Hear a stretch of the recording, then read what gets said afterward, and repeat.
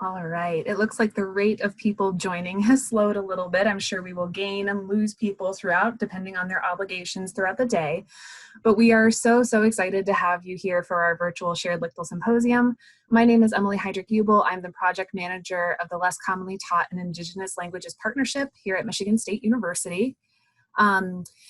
If you have questions regarding the listserv, follow-up from the meeting, those kinds of things, you can contact me later or throughout the meeting in the chat if you'd like to. But I'm going to turn things over to my colleague, Cathy Baumann at the University of Chicago for the official welcome and some beginning announcements. Yes, and I will remember to turn off my mute, which has become the scourge of all meetings. I do want to welcome everyone, and we're so happy we could prevail and hold this meeting and keep the tradition going. Now, this was our 5th autumn meeting related to both of our melon projects. So welcome to all of you, and to your thank you to your intrepid tenacity. A couple of housekeeping announcements. Everyone has been muted, and we ask that you stay muted to minimize any interruptions.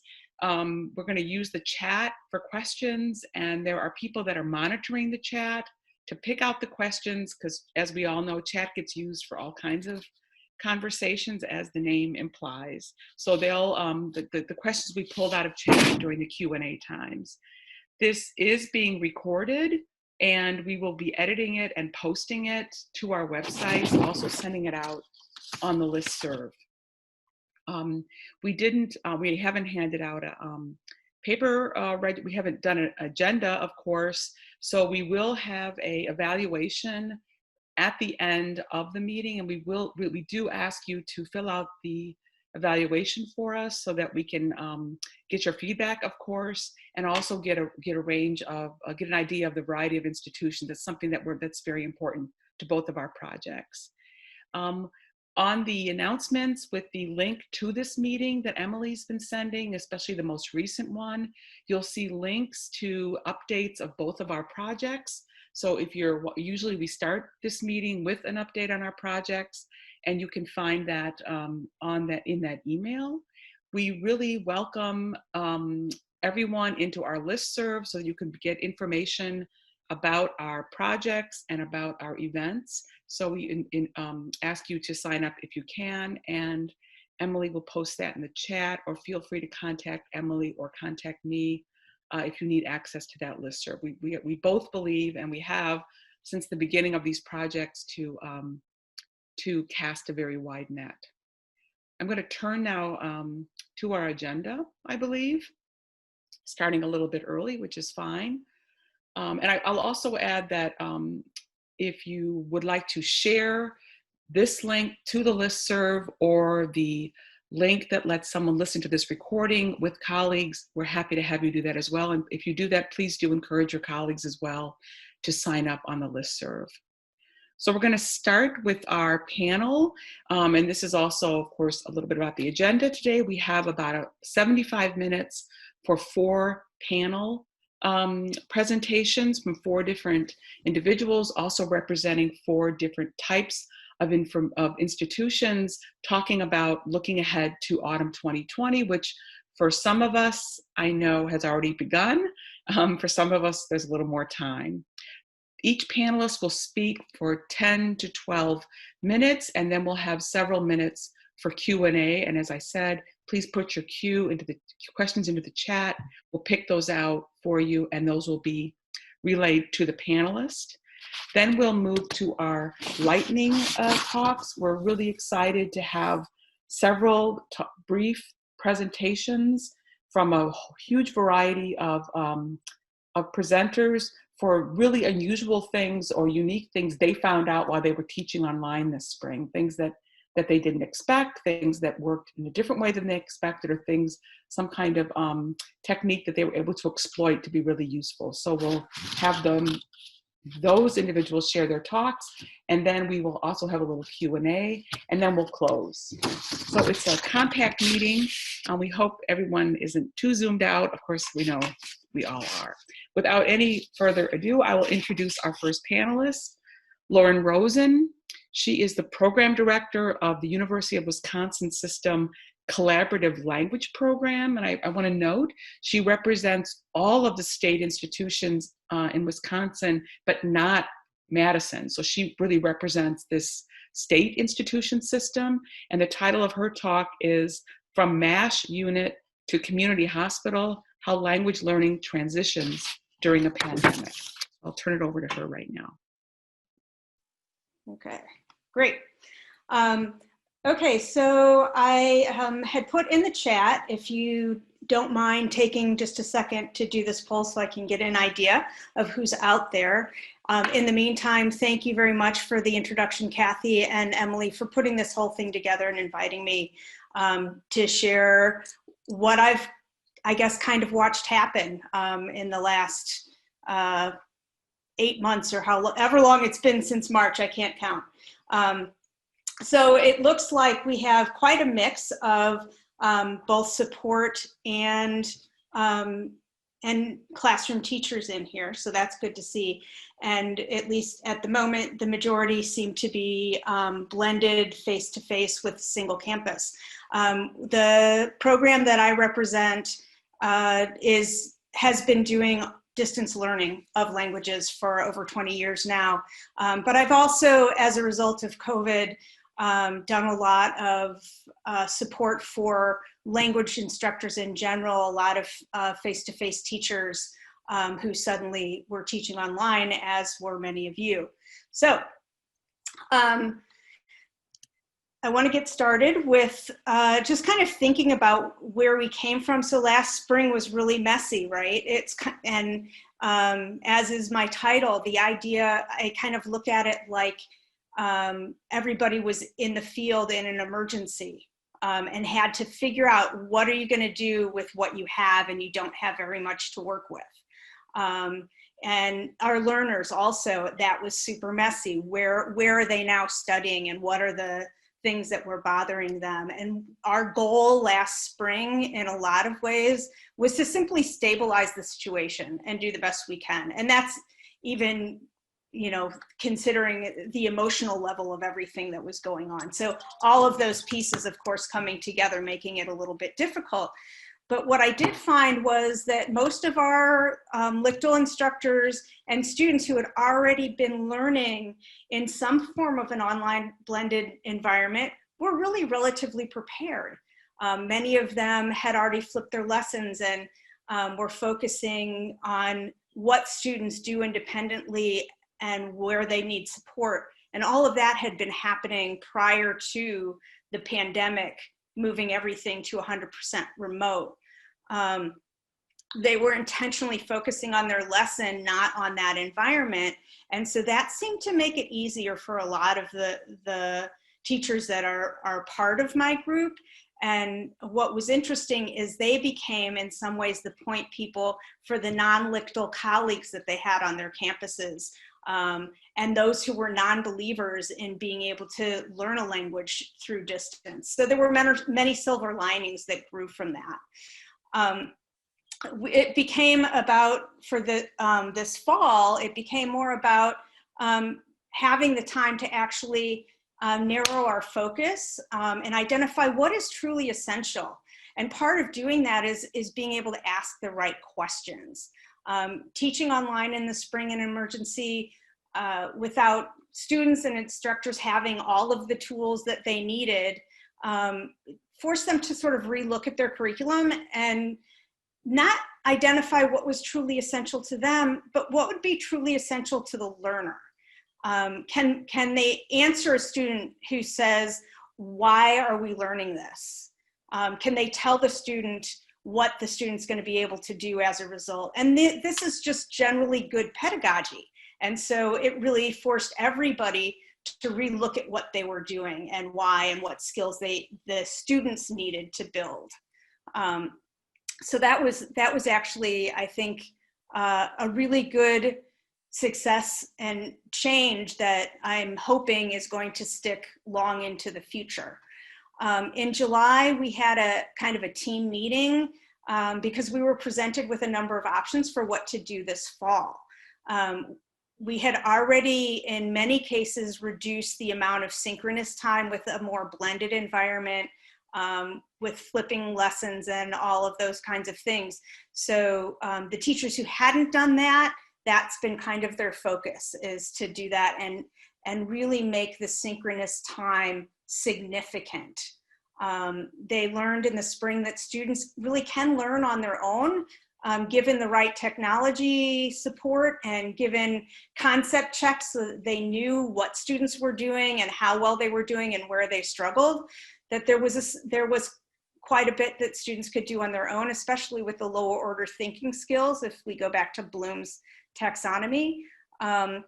There, of course, were pedagogical concerns, because we want to make sure that our practices are still strong. And when they started looking into the fall and knowing that everybody was going to have to wear masks and be socially distant, well, if language classes are all about pair work and small group work and giving the students lots of time to practice talking to each other, and then on top of it, everybody is masked, which muffles their voices, it was really hard for us to wrap our heads around how that could be a pedagogically sound approach. So more of the instructors than in the past have moved away from the synchronous time being in person. And I can see this fall that there's going to be more synchronous time over Zoom, but it will be very strategic. It won't be 4 days a week. It's going to be maybe 2 days a week or 1 day a week, where the entire time the students are really focused on practicing. Everybody pretty much agreed that they wanted to make the best use of that synchronous time. And so we've had some really good discussion and practice with what that synchronous time can look like, best ways to use sort of what we're calling it live online, how to best use Zoom or whatever synchronous tool you're using for small group and pair work, and not lose too much of your time just with setup.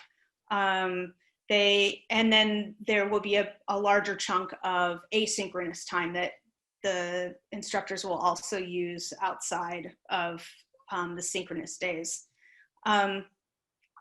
Last spring, there wasn't a whole lot of time to prepare, so we just kind of went for the toolbox that we had, working as an Army MASH unit would have, taking in whatever emergency comes our way and doing the best we could with it.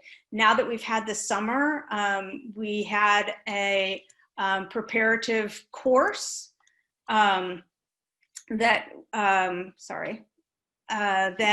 was built in Canvas. It was primarily an online course for focusing on building a better online presence, building community from the beginning, so strategies for that, testing out some different activity types, using some other technologies that they were interested in exploring.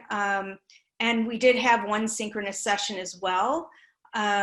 The idea was really to ensure that going into the fall, their courses were well organized, the expectations and outcomes were clear, and really focusing on teaching and not on building the course at the same time as you're teaching it. Because that was one of the hardest parts, I think, in the spring for a lot of instructors, is they were suddenly having to build the course differently than they started, and trying to do that as well as teach it was really, really overwhelming. In addition to that course, which was just sort of an in-house that I offered to the UW system language faculty, many of them also chose to do other webinars and trainings, professional development of various kinds. Several of them took courses through Carla. So finally, it's hard to tell what the full impact will be for fall, but what I can tell you is that we have a Japanese course that filled with a total of 64 students, 16 on each campus. There's 2 sections of it that filled like that. It's a 50-50 course, so it's got the synchronous live online portion as well as the asynchronous portion. And so that's how that one was structured. And at the same time, we have an Arabic class that only has 7 students that was fully online. We have another Arabic course that has 11 students, and that's taught with the more of the 50-50 model, but that teacher chose to have her synchronous still in the face-to-face video conferencing based classroom. So I don't know what caused one language to fill and be so much larger than another. But those are 3 different formats, and clearly the format didn't seem to be the factor that was impacting students' choices. It was, I think, more just the language that they were interested in.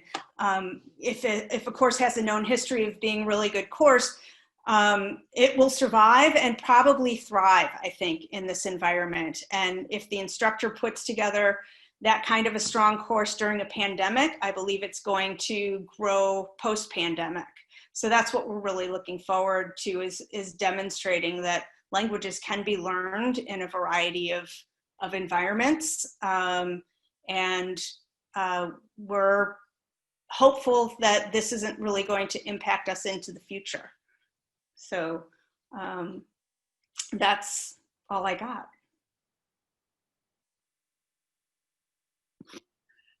Actually, I have a question. Is there going to be across your state system, Lauren, any kind of like follow-up evaluation? Are you polling your instructors, or instructors polling students with something a little bit more, rigorous than the usual quote unquote student evaluations, to find out, to get some, data, or to get some really direct input from them about what's been going on in the spring and then this autumn? So we've always done that, actually. We've always had a survey related to the different formats that our program offers, and we are looking at revising that survey because now we have significantly more format options that our courses are being taught in. And yes, I'm hoping to have that done for this fall. A lot of it, unfortunately, is based on whether or not there's funding for me to have some assistance, because I'm doing all of this alone right now still. Right. So that's my big conversation on Monday. But in my best laid plan, yes, we do want to do that. Yeah. And, maybe that's something that could be shared, because we were able to give input to the student evaluations, the centralized student evaluations that went out at the end of spring, specifically about language learning online. We were sent a draft of some questions, and of course they were the most general, you can imagine, but that's okay. At least they asked us for our input.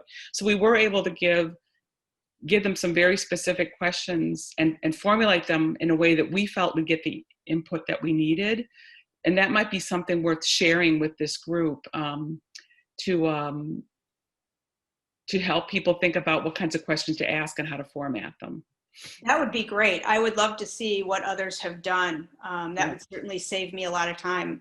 Yeah, exactly. For example, one of the questions they had on this was, did you feel like the oral test was fair? I'm like, what? What are these kids going to say? So we asked things like, how did you feel about synchronous time? And of course we told them what that means. Was there a balance between synchronous and asynchronous, and things that were really interesting to us. Along the way, also educating the students a little bit. Here's a question from the chat, Lauren.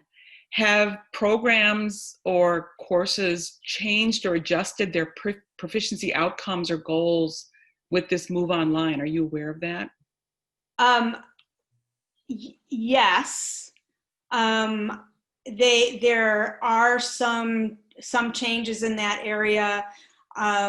Most of them, I think, are the kinds of changes that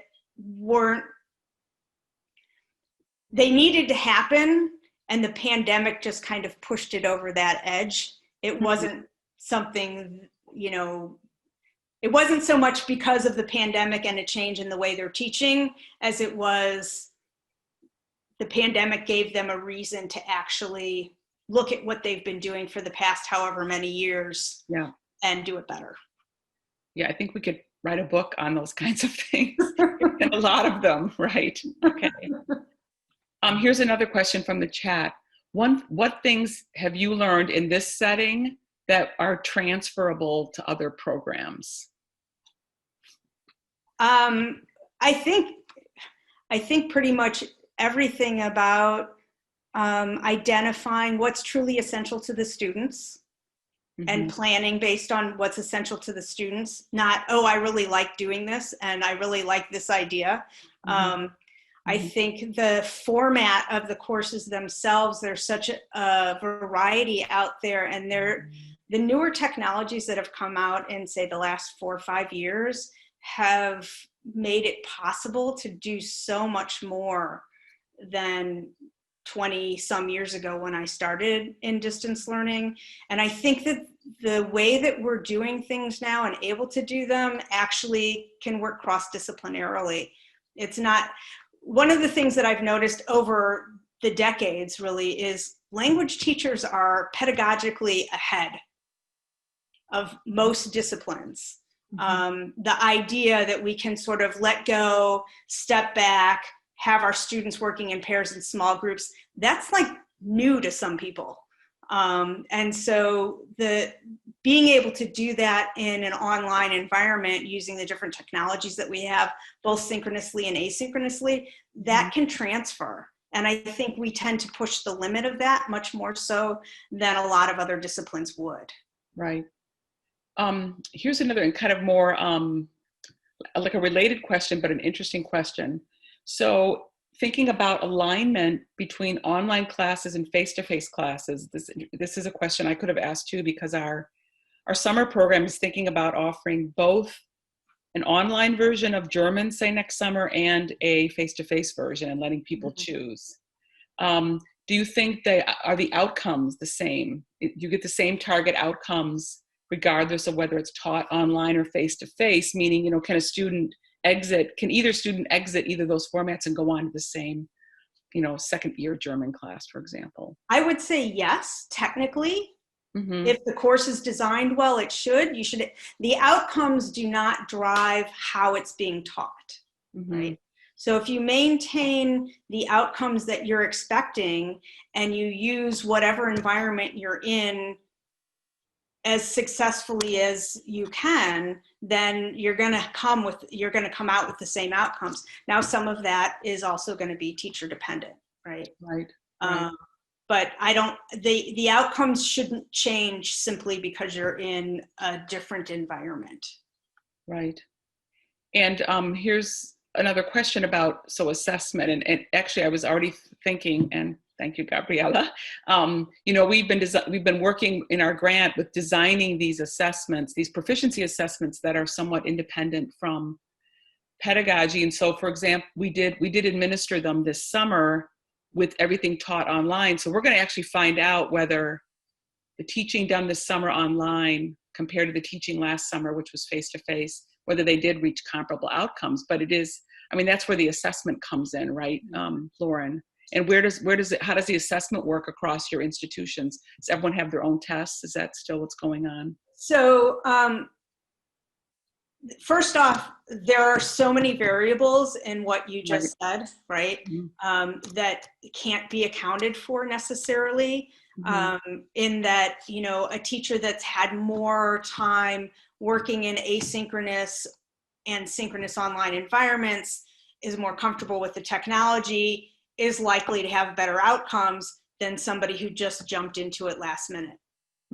Simply because we all get better at what we do the more we do it, right? I think that people who had to jump in remote it was like being a first year teacher again. Right. And starting over. And so when you're looking at it from that angle, I don't think the outcomes are going to be the same. Right. In my program, I have several teachers who are either teaching both a face-to-face section and an online section, or teaching sections that will go from first year with this instructor to second year with that instructor, and they're using different formats, that sort of thing. Right. So we have aligned the curriculum with common outcomes. How people get to those outcomes is really on them. Right. In the case of, obviously, of the instructor who's maybe teaching two sections, one that's face-to-face and one that's in some form of a blended, she's using the same assessments for both classes. Nice. Oh, that's good. Okay. And we'll take one last question, then we'll have to move on to our next speaker. Considerations about enrollment. So the extra, if I just want to read this quickly, the extra work that you may encounter trying to build community and have these extra one-on-one meetings, were any adjustments made? Lauren, and I bet I know the answer, in the state system for enrollment caps with the big move to online like this? We've always had enrollment caps for all of our courses. Mm-hmm. And so that didn't change. What the technical cap is 25, and anything beyond that has been with instructor approval. I see. And our instructors recognize that there's probably going to be some attrition. So some of them have gone up to 32 students, knowing that they're going to lose some, but they wanted to make sure that they have a significant cohort potential for second, third, fourth year possibilities. So that's where our caps are, and that hasn't changed. Uh-huh.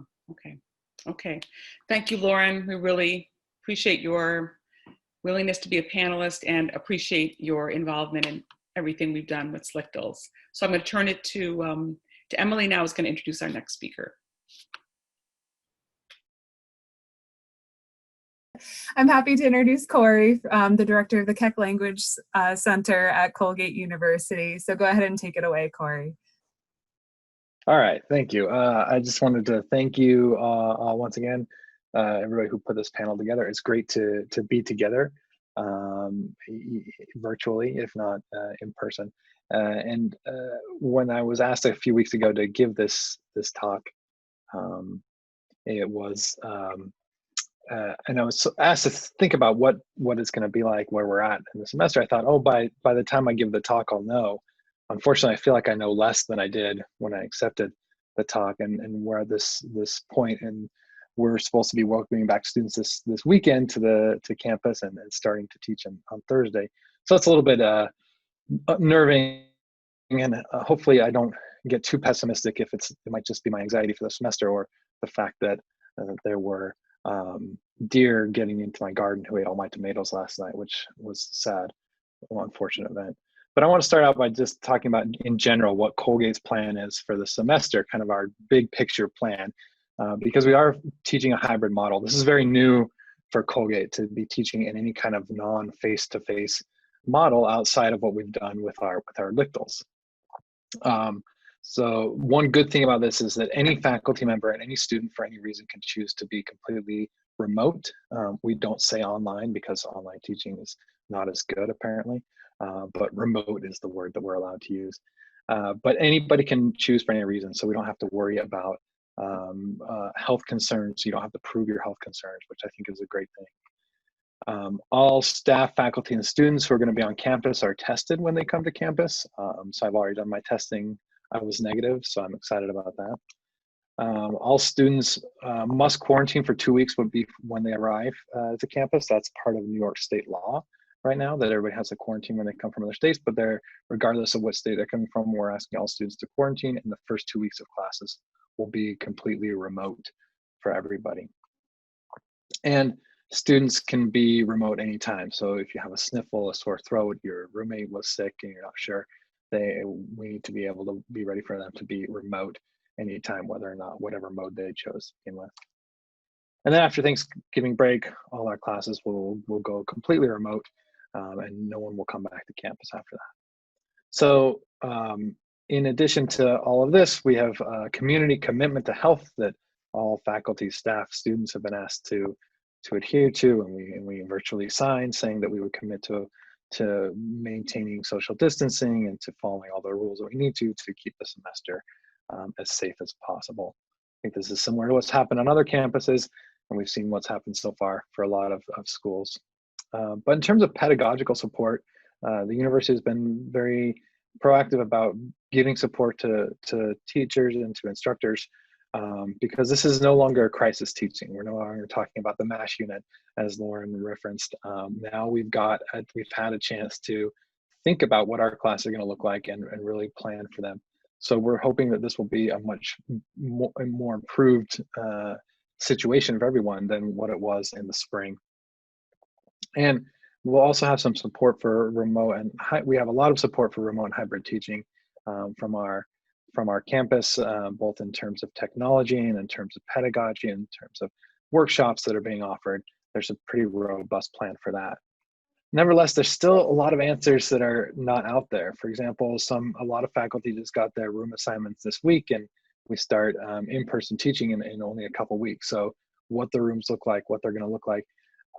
Also, for example, for our Lictals, I don't have yet permission to hire a tutor student conversation partner. So we're still kind of at a place where it seems a little unsure, and we're not quite exactly definitely sure how things are going to go, or if we'll be like so many other schools have had to cancel quickly after starting their in-person classes. And I wanted to share a little bit of a video. This is something that makes me think if any of this will even work. And it's a video that some of our staff put together that shows what it would be like to be socially distant. So we've got these people with these hula hoops on, and they have to walk around, and it shows them what it would be like to actually physically be distant for 6 feet. So those are each 3 feet radius around each person. You can see how easy it would be to get into a building, for example. This is great if maybe there's only 2 of you on campus, I guess. And then once you get into the classroom, you can see what it's going to take to stay distant from everybody. Some of this, I'm not sure what this video was meant to do, if it was meant to make me think that it would be possible to do this, or it would be impossible, or to make me excited for the semester or depressed for the semester, but it kind of went more toward the depression side, if anything else. So some of the advantages and challenges that we're facing here, some of the advantages we have is that we're in a small town with a smaller population. So we've got maybe less factors to worry about than other people in larger places. We have an ability to test all our staff, faculty, and students, which a lot of schools don't have. We have the ability to quarantine our students, not only by asking them to do it, but having the space to do it. We have a low rate of infection in our state, our county, and the village that we live in. We've been lucky to have a pretty low infection rate right now, and hopefully that stays that way. But some of the challenges we're facing, I think most importantly, is will students behave? Will students follow the code of conduct that's been given to them? Or maybe are we asking too much of students? Are we asking students to putting on them a lot of the burden that really should have been placed on our national government to provide leadership and really help us stay safe during this pandemic? Are we asking that our students do that instead of giving them the leadership we need? I saw a friend who works at Syracuse University shared with me an email from a dean after some students broke their quarantine policies, really excoriating the students and putting a lot of the blame on these students. And I worry that we really can't, if what we're asking to happen is for things to be safe, and we're putting all that on our students, that's kind of an unfair and difficult situation to put our students in, and really to depend on the public health and safety on that. But to get to the more positive side of things, I do hope and think that as we move into the fall, we'll be able to learn from our Lictals and from the experiences that we've gained in teaching Lictals, and put that into practice into the way that languages are taught more broadly on campus, and how our pedagogy will evolve and I think improve. And one of these, I think, is just thinking about advocating for languages. I think in 2018, Stefan's talk, if anybody was at the symposium, he talked a lot about how we can advocate better for languages and the importance of doing that broadly on our campuses. And I think that those of us who work with the Lictals understand the need to advocate, sometimes even advocating with other language faculty about the importance of Lictals. And so thinking of this more broadly, we can start to advocate, especially with this pending budget crises that are going to happen across the country as the economic impact of this pandemic hits. we're going to need to be creative and very forward about advocating for languages and making sure they don't get cut, because it would be even more detrimental to our ability to teach languages if they get cut. So at Colgate, this has been on my mind because this has coincided right now with our decennial core curriculum revision, and then we are part of this core curriculum revision has involved advocating for a new language requirement. And we didn't have real functional language requirement at all on campus, and now we do have one. It's not the greatest, it is one semester, but that's for all students. So every student, regardless of prior language knowledge, has to take one semester of language study, which isn't ideal. I think a student should take a semester every semester. They should be in a language course, but that's my own bias, and I think it's shared by those of you listening today. And then, but I think that what that really we need to think about is what work that leaves for us to do as language faculty. We have a lot of work to do into making sure that one semester will matter to our students. And part of that is making sure that all our faculty, language faculty, know that a first semester course is connected to a senior capstone course, for example. I think in any other field, that nobody thinks that intro course is completely disconnected from the highest semester course that they teach. But for some reason, we have a disconnect often between the upper division and lower division courses in languages. And we should understand that first semester course teaches things that will later be developed in those higher courses. And to change that attitude of connecting what we learn across the spectrum of language study, I think is crucial to making people understand. Because we do often, I think, although it's important to think about proficiency, I don't think that's the only thing that we get out of a language course. And so think of language as more than just linguistic proficiency is key to understanding what students get out of and what we get out of as a society by teaching languages to students. And then also working with colleagues around the campus to help advise students, to make students more aware of why they should study languages no matter what they go into. So one thing I've been doing lately is trying to reach out to different people on campus and get an idea of why you would study a certain language for whatever field you're in. So I've kind of put together this little graphic that I'm working on slowly about the different languages and how different languages connect to different areas. And more than just having the graphic, but knowing why. There's some things that have struck to me as I've been conversing with my colleagues. For example, I didn't know that physics, astronomy especially, and chemistry are very tied to German right now. That Germany is a leader in those fields, which makes sense if you know the leader of their country. But I didn't know that would be something as crucial for students in those fields to study. Where maybe I was more aware that you would want to know Spanish and Chinese for economics. Those things kind of surprised me. And of course, we can tie in the less commonly taught languages and their importance in those fields as well. And finally, the pedagogy of LCTL, I think, is going to be key. And as we start looking at how lictals have been taught and spreading the way that they've used technology, is first of all going to give some hope to the faculty that I work with, who are, this may be for a lot of them, this is the very first time they've ever done any kind of hybrid or remote teaching. But telling them that there's hope, because a lot of these technologies and a lot of these pedagogy has been pioneered by language teaching. So it's not that we're fitting language teaching into the new model, it's that the model was created for and by language instructors. And we can now make use of the expertise of lictal instructors. So these lictal instructors have something, they have this experience that you can only the knowledge you can only get through the experience of teaching a course in this mode, that they can now share with those who have not done it before. And then this will help show faculty that the shared lictal model works. And I think, of course, the most important thing in all of this is that we'll finally, by the end of this, be speaking the same language. The terms that would be impossible for for a lot of my colleagues to understand, even just now, are already, just knowing what Zoom is, knowing what breakout rooms are.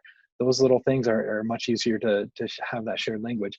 Knowing the difference between synchronous and asynchronous, all of a sudden we're on the same page, and as the semester goes through, hopefully we'll continue to learn from each other and in a way that helps us better advocate for the teaching of lictals and shared languages, and improving the way we teach languages across the curriculum. Thank you.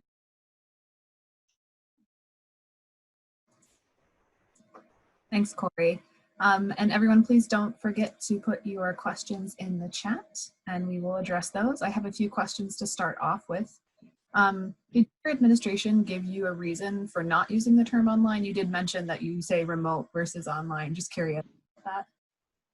That's, I mean, that's not my own personal feeling. I think that that's just, Colgate has had its history of resisting online teaching and the way that it is being taught. In fact, when we were developing our shared Licto model, we had to be very careful about making sure we weren't calling it online and that there was a very focus on what the key synchronous parts of it would be. I think, personally, I think that it's just largely out of ignorance of the complexity and the quality of online education that does take place, comparing it to some of the lesser quality, maybe for-profit programs that exist. We had a question asking, is this also your CLAC program or a Licto program specifically? This is more for, I mean, this is what I talked about. To be honest, our Licto program is right now mostly just self-instructional language that happens through my center. We haven't had a lot of chance to share languages with other groups, but this is what my hope is that we're going to come out of this with a better sense of what that means. Because when I talk to faculty, a lot of times the people who make the decisions about whether or not we can do these types of things or we should put resources behind them are those who have the least amount of knowledge of how they work. So I'm hoping coming out of this, we'll have a better sense of what that is. We also do have a CLAC program, and I'm hoping, that's another thing I'm hoping to come out of it is we're improving the way that our colleagues see languages and the value of teaching languages in all these different areas. And for those who might not know what CLAC is, could you elaborate on that just a little bit? Yeah, so CLAC would be culture and languages across the curriculum. So for us, that takes the form of kind of add-on courses. So any instructor can have an add-on course. It could be 0 or partial credit for the students, where they would involve languages in some way. So this could be perhaps, you know, a history of Brazil course could teach a small section of Intro to Portuguese, or if there were several German speakers in a science class, maybe you got together and read some of the original founding texts in German for that. So that's how that would work. Your point about the shared language of technology and being able to speak that shared language was a really great one. Have you seen any of that like common understanding help so far in your communications with people, and how so? Yeah, I think just in working with faculty who are getting ready for the semester, it's been so much easier. You know, I've in the past, even I'll just, one simple thing is when, you know, people would come to me when they had to do an interview, a Zoom interview for faculty, and how do we set up a Zoom meeting? No one asks me that anymore. So even that is just, you know, off the table as an issue. But I think even talking with faculty, they've already seen what it's like to be in a virtual classroom. So I don't have to get into the nitty-gritty of the small details. But we are still, you know, getting into kind of like larger questions about how do you transition from these different things. We're getting into other tools that they're using and seeing what tools can make this type of thing more efficient. And so it's still new for a lot of faculty, but I think that there is a much better understanding of what the tools are. And it's definitely generational in that sense as well. A lot of younger teachers, not only younger teachers, but a lot of younger teachers are understanding these things coming out of grad school more, whereas some of the older faculty are still learning them. But I've been amazed with how many of them have picked things up pretty quickly and are able to run with them, even though they've not been asked to teach in this way their entire careers. Okay, great. Are there any last minute questions for Cory? Otherwise, we will have, I mean, because we got started just a little bit earlier, we're likely going to have time at the very end of our panelists to have more broad questions for any panelist as well. Okay, one question that just came in. Most Lictals don't have materials or textbooks that can ease the switch to online, so it requires more material development specifically for languages with non-Roman script. And how would you suggest that your faculty go forward with that? Yeah, I think that that's an issue.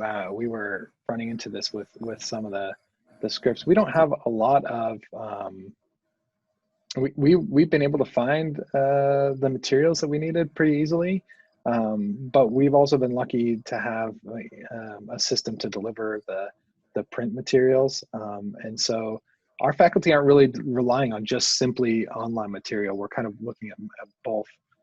But I do think you're right. I'm not sure exactly what you would want to do. I think it's a larger project, and it's a much needed larger project. I think when you look at the way that open educational resources, I mean, Tom can talk more about that, I'm sure, that are being developed, I think that's the way to go. I think when we depend too much on the proprietary software that's available with textbooks, for example, a lot of the Lictals are going to be left out in the cold because they're not profitable. As important as we know they are, if they can't turn a profit, then the textbook industries aren't going to be in it. So one resource I know of is a website some friends have worked on, where it's about sharing activities. I'm blanking on the name right now. I'll put it in the chat in a minute when I think of it. But it's about sharing the different activities that we have, online activities, especially technology-driven languagepanda.com. You can look it up. Language Panda, sharing the technology-driven things. I think the more we can share with each other, the more that we can have those tools put together, and making this kind of shared resources part of this open educational resources I think are going to be key. It needs to be done as a collective, because I don't think a lot of us, especially this next year, are going to have the capacity to sit down and come up with these materials on our own. They require a lot more work than that. Great, thank you very much. Cathy? Ready. Okay. Thanks, Emily. I'd like to introduce Tom Garza from the University of Texas, Austin. And if I give all of his titles, it'll take too much time away from his talk. But I'll say he's Associate Professor for Slavic and Eurasian Studies and Director of the Texas Language Center. And there's the title of his talk, so I won't read it to you. Go ahead, Tom. Thanks so much, Cathy. Thank you. And thank you, Cathy, and to Emily so much for organizing this event and all the others that preceded it, and the incredible amount of energy and effort that you give to not just the Lictals, but to the teaching of languages nationally and internationally generally. So thanks for that, and to the wonderful colleagues out there today. I can dive right into this presentation today, largely because my groundwork has already been done for me, both by Cory and by Lauren. We've kind of gone through the triage and so forth. I would make the slight correction here, Cory, with all deference, rather than proficiency online, let's call it, let's definitely go with proficiency remotely. I think I do like that. I prefer that as well. In short, University of Texas made the decision for precisely the reasons Lauren said about masks and all the problems that we've talked about, trying to get the wonderful circles of 6 feet distance between our students and so forth. Simply the actual physical difficulties there would be in getting students together has put all of our language instruction from novice all the way through our graduate courses in language online for the foreseeable future, at least until the spring semester, and I'm fairly confident it's going to be through the spring semester as well. All of that simply begged the question that I posed to Lauren earlier today, is we began grappling ourselves with the question of, well, can we possibly try to keep the same proficiency goals and benchmarks that we've had now for the last, nearly 20 years at UT, trying to keep our languages somewhat articulated with one another from the first through the third year levels? And the short answer is we're going to try. We know that everything about online instruction, remote instruction, tells us it's an uphill climb, but I want to give you in a hopefully about a 10-minute to 12-minute period here, the 2-hour presentation I've been doing the last couple of months for our own instructors in trying to say, what is it that we can do to keep proficiency orientation to remote instruction for all of our languages? So I'm going to look at 3 different types of interaction very quickly. In scare quotes, face-to-face interaction, meaning synchronous but online instruction, remote instruction that is with an instructor and an entire class, and the types of, so 3 types of interaction: the face-to-face portion, breakout rooms, which is still part of that face-to-face interaction, and then the asynchronous work, which is largely what we assign students to do outside of class. I want to look at quickly the modes of communication that occur in each of those, and how we look at assessment differently for those 3. So in our new version of face-to-face, what we are trying to cope with here is that we can't simply look at proficiency the way we did before. We can't just do OPIs the way we did before. And so we're looking more at some version of a SOPI, a simulated or sort of OPI, right? A SOPI rather than an OPI, to think, though, that the proficiency orientation of our courses can nonetheless proceed if we do the right things in these 3 parts of interaction. So if we think about our face-to-face time online, remotely with our students, as providing those learners with facilitated, prompted language production that they then begin to work with autonomously and actually begin to create their own new language, we can very closely simulate what we would be doing in any proficiency-oriented classroom instruction. The key to it working well is providing, and I'm putting up some images that those of you who've done workshops with me before know that I do this. I've been screaming this from the top of the highest mountain to anyone who will listen for the last 30 years. You've got to use authentic materials, and you've got to bring in prompts that are engaging to students, that students want to talk about, not always the things that we have in all of our textbooks. Sometimes this requires us to be much more imaginative. So we see things in front of us like contemporary objects, metro tickets, metro maps, a Coca-Cola can, a menu, a popular press, and even popular television shows. All of these things are supposed to help us to encourage and broaden out this more expansive range of learner-centered instruction that we're trying to get to, even in an online remote experience. So for example, if I use, and again using an old chestnut of mine, this McDonald's menu that quickly introduces students to the Cyrillic alphabet in a very short period of time by putting it into a very familiar context, but nonetheless in a foreign language, a world language context, is we provide them with some text, a prompt. It can be visual, it can be audio, it can be textual. And then we need to set tasks that are appropriate to their proficiency level. Again, we're keeping with the proficiency guidelines. We're not changing anything about what we've been doing. And then most importantly, we need to allow ample time and opportunity for them to self-level what can they answer to what level within this virtual remote environment that we're in. So in order to do that, if we think about, as instructors, these prompts that we're putting out as little OPI prompts, we're setting up for that kind of autonomous interaction. We're using the speech samples that we get back, whether it's from faculty, instructor to student one-on-one, student to student that we see, or later we'll talk about breakout rooms between and among groups of students. We use those samples to help us set the floors and ceilings of proficiency to find, even with a large group, and Lauren and Cory were both quite correct that we're talking sometimes about 25 or more students in a class that we're managing. But even in these remote circumstances, we can try to begin to establish where it is these students land on a proficiency scale. And from that, we can then assemble and give back appropriate feedback and use the responses they give us in these live synchronous interactions to then inform the breakout rooms, which in my humble opinion is where the action really happens. This is where I think the money is for us, as where if we really are in either hybrid or entirely remote instruction, the breakout rooms, whether it's in Zoom or Microsoft, the chat areas, whatever your software you're using, there is a functionality for these kind of self-setting groupings.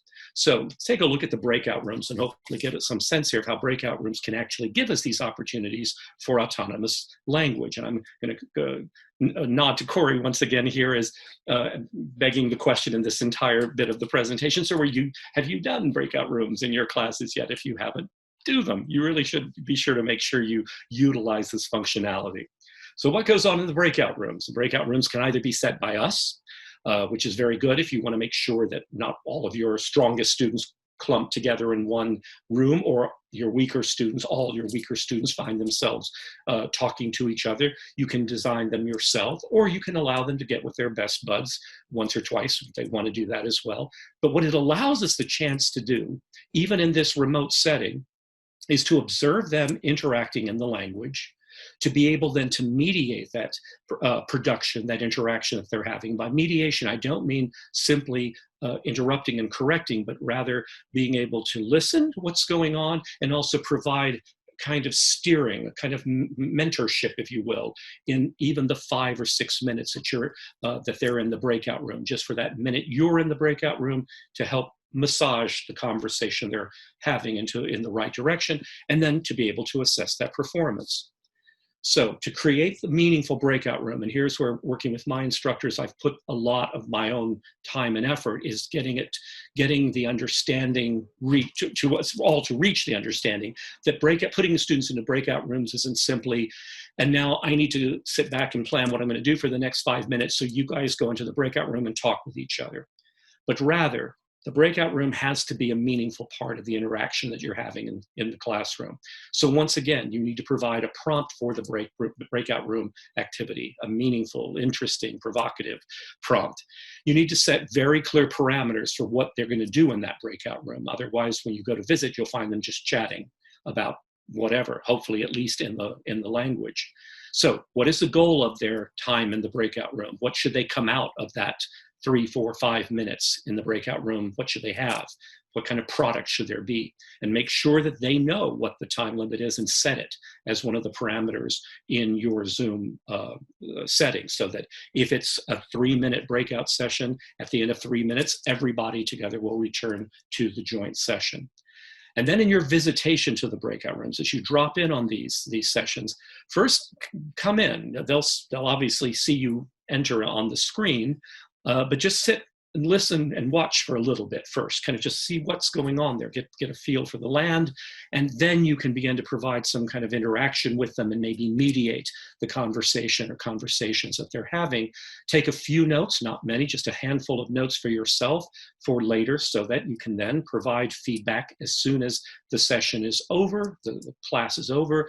Could be done through a chat line, direct message. If you're on Canvas or Blackboard, it can be in just simply a direct communication with the individual student, just so they understand that the monitoring of the breakout sessions is part of your assessment of their performance, but at the same time, it's not meant to be something punitive in the sense that you're going in specifically to find out what is or is not going right in those sessions. So, for an example of this modeling here, I like it for the teachers to use a kind of continuity of what's been going on in the face-to-face session of class to be continued into the breakout room. So if I started with that same McDonald's menu where I was working with, say, my first-year students in week 2 or 3, just trying to decode, and so maybe they know it by this point, maybe a dozen or so words, I might use this, and I'll play literally a couple of seconds of this very contemporary McDonald's advertisements, a little 30-second clip that you'll get a sense of is meant to appeal to precisely Generation Z, the group that is our current client.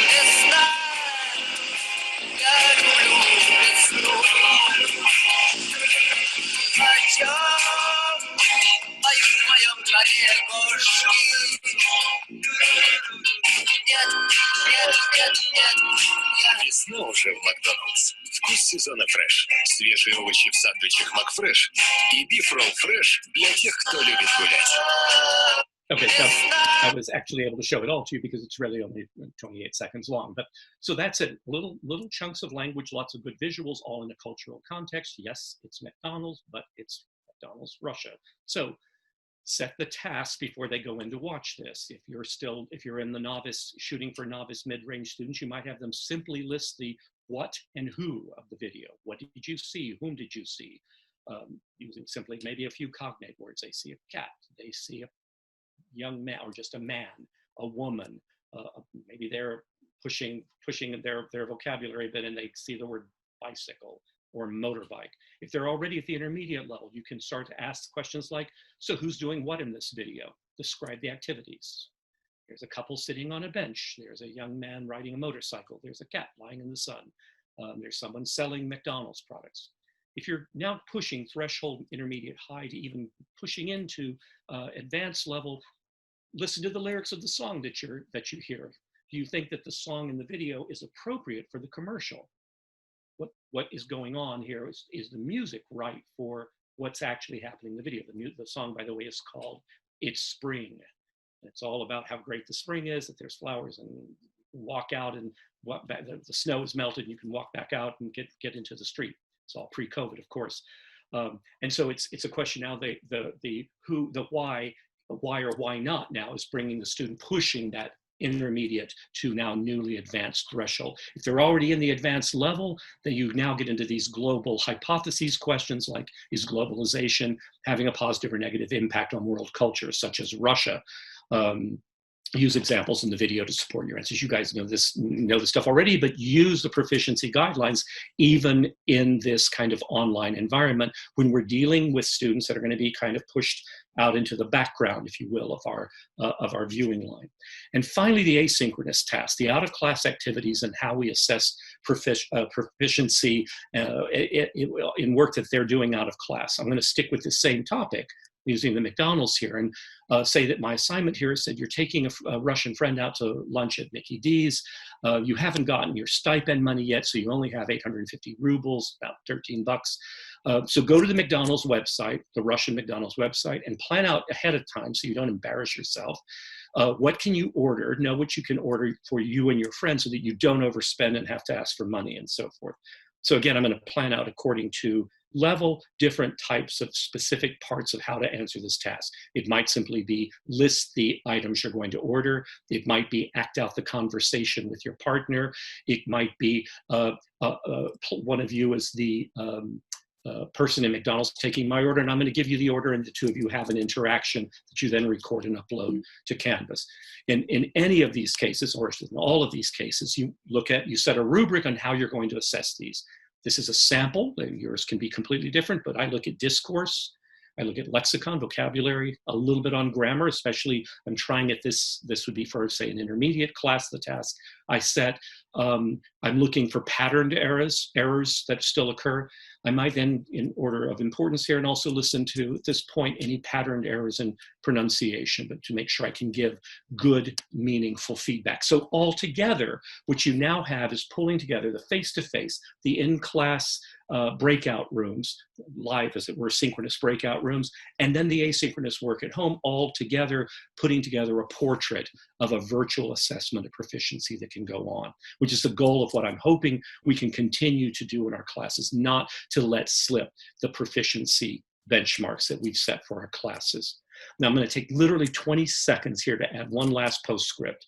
I beg your indulgence if I'm going a tiny bit over here, but I really wanted to say that I can't, with the events that have happened over this past summer in race relations in this country, and as a person of color myself, I simply have to remind everyone out there, if you are teaching remotely, in particular remotely, not to forget to teach the whole class, not to let some populations fade into the background of our Zoom screens.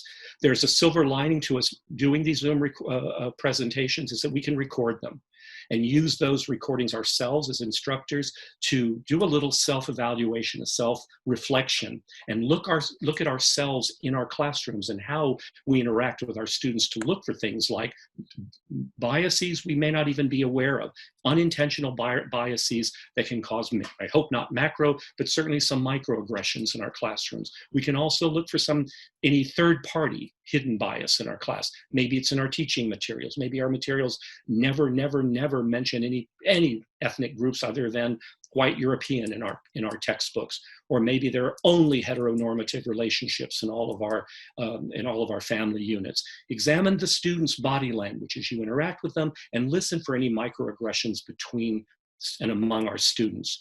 Before we meet our classes, for those of you who haven't met them yet, we begin on Wednesday next week. This is the time now to give your textbook and the materials you're looking a real critical look for how groups are presented and represented. Consider revising or adding on to supplementing materials that you use to make sure that you are attending to inclusivity and diversity. And it's a great idea to ask or poll your students in advance of classes to see how they'd like to be addressed. He, she, they, any way they would. That's part of our showing our respect to our students, and it helps to encourage the kind of proficiency-oriented instruction that I talked about in the beginning. So that's it for me. Thank you. And I'm sorry if I went a bit over on that. Okay, Tom. And there's a pretty active chat going on. So I'm going to, one of the first questions was a challenge in the breakout rooms is that creepy feeling going from group to group. And I'm going to refer the group, our entire group here, to the chat. You can kind of scroll around and see some good suggestions about strategies for making it less creepy, if you want to use a creepy word. But there are a couple other questions about breakout rooms. I'm going to go to this one. How many students, Tom, I'm direct this to you, Tom. How many students can be in a breakout room, and how can we ensure they're all doing what they're being asked to be doing? And I'm going to add, especially the use of the L1 instead of the target language. Right. I mean, my syllabus specifies now, because of the addition of the breakout rooms, that obviously once in class for all, especially student-to-student activity, they must use the L2, if nothing more than to say, how do you say blank in Russian? Right. They at least have to have that minimal communication. It still has to be in the target language. I usually have no more than 4 in a breakout room. This all depends on how big my group is. I was stunned that my 4th year Russian class, I have a Russian debate class, has 26 in it. Yikes, I was hoping for about 12 so that we could really get some more focused instruction, but I'm going to be spending a lot of time with them in breakout rooms, largely because I do want to still give them that more personalized attention.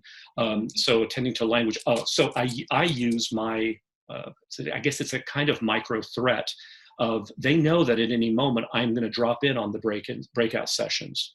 So unless they want to kind of be caught speaking in English or not engaged and engaging, they know I'm going to be kind of coming in, that's something they're going to see, and they know it's part of their overall assessment. So if like 2 students are talking vigorously and a 3rd student is just sitting back there, that'll be part of then my assessment of those students when I finish.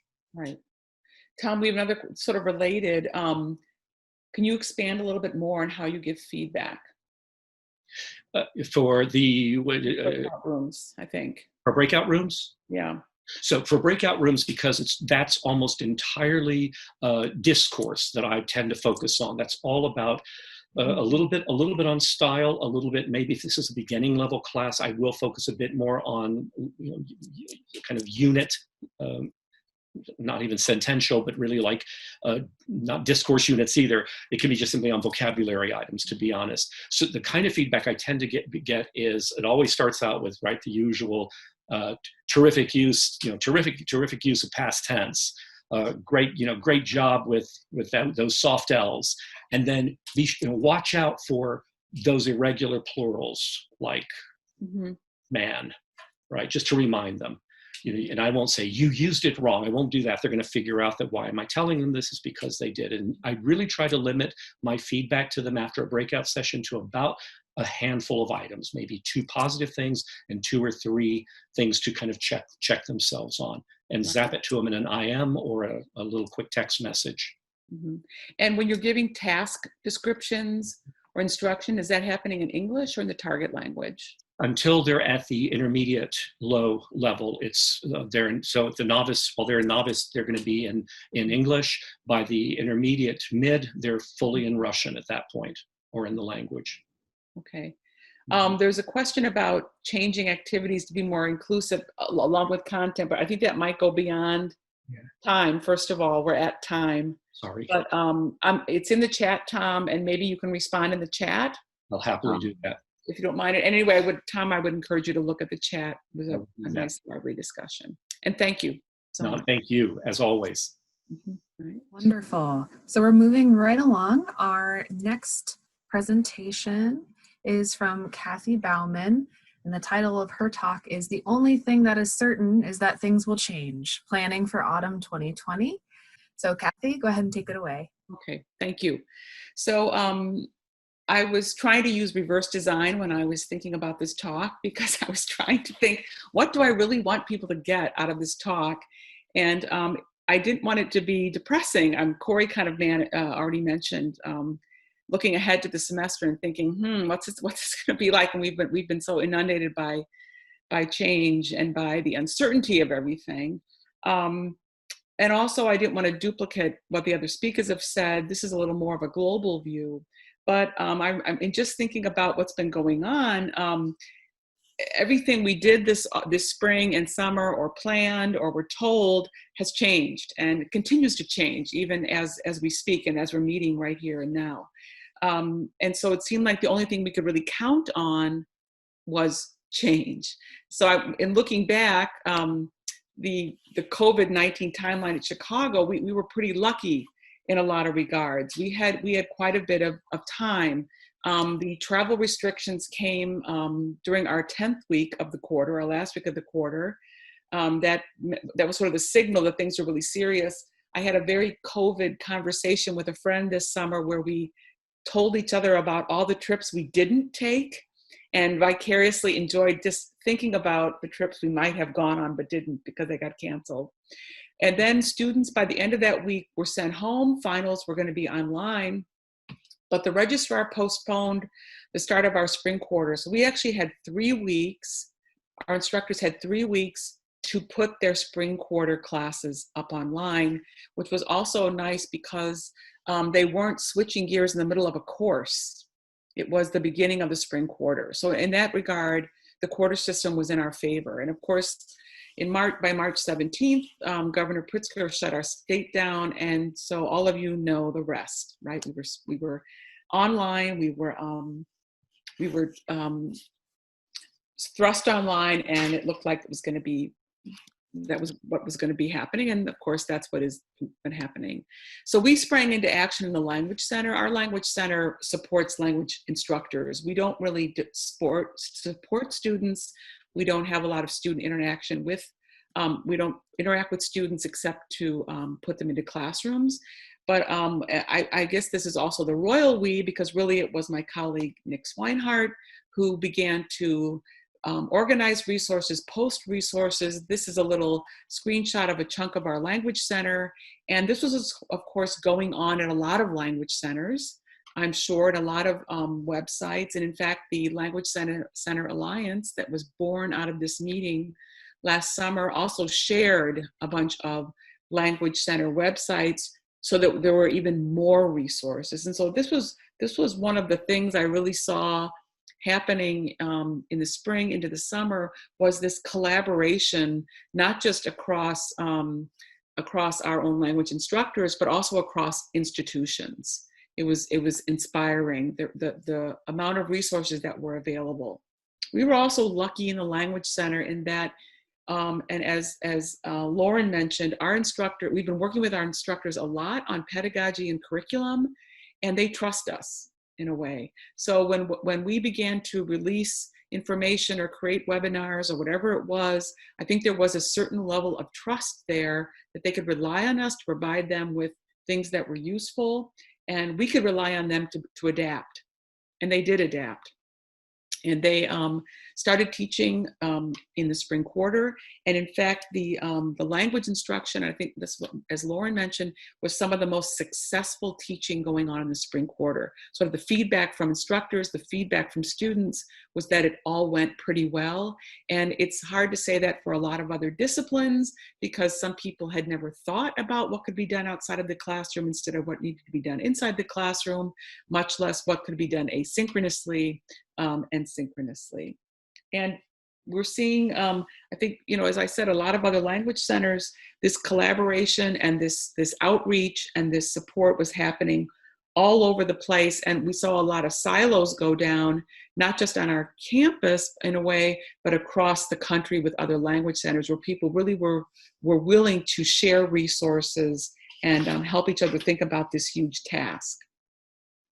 Summer came and we were also online, and we're thinking about, it's getting ahead of myself, thinking about the autumn. So there were committees happening all over our campus at all levels. And now we saw some silos going up because there was very little centralization of the information or the training. We didn't know what was going to be offered centrally to understand what we needed to be offering for language instructors specifically. That was a little bit frustrating. And we in the CLC and with our colleagues had the idea, I think, that the best solution for languages, despite the decision being made for all the students returning to campus, was to teach online.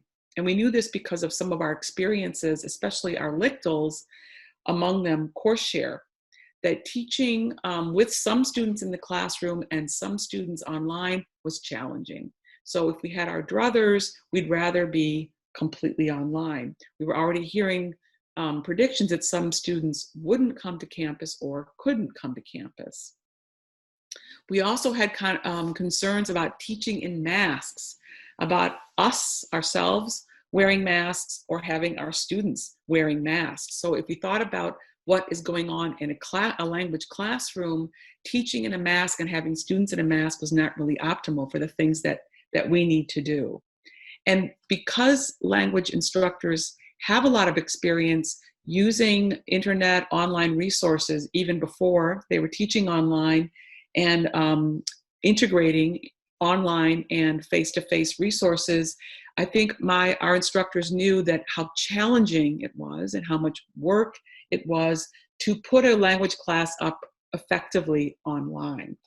I know that some colleagues, especially some faculty colleagues, plan to just open up their computers, turn on Zoom, and teach their 3-hour class. And I don't know if any of my language colleagues were planning to do that. So we had Michigan State's online course. Some of my colleagues availed themselves of that course. And Nick at the University of Chicago has set up, in fact, it's going on right now, a multi-week workshop where he's putting out online resources, additional online teaching resources, and having conversations with our instructors every week about the resources that they read on their own time.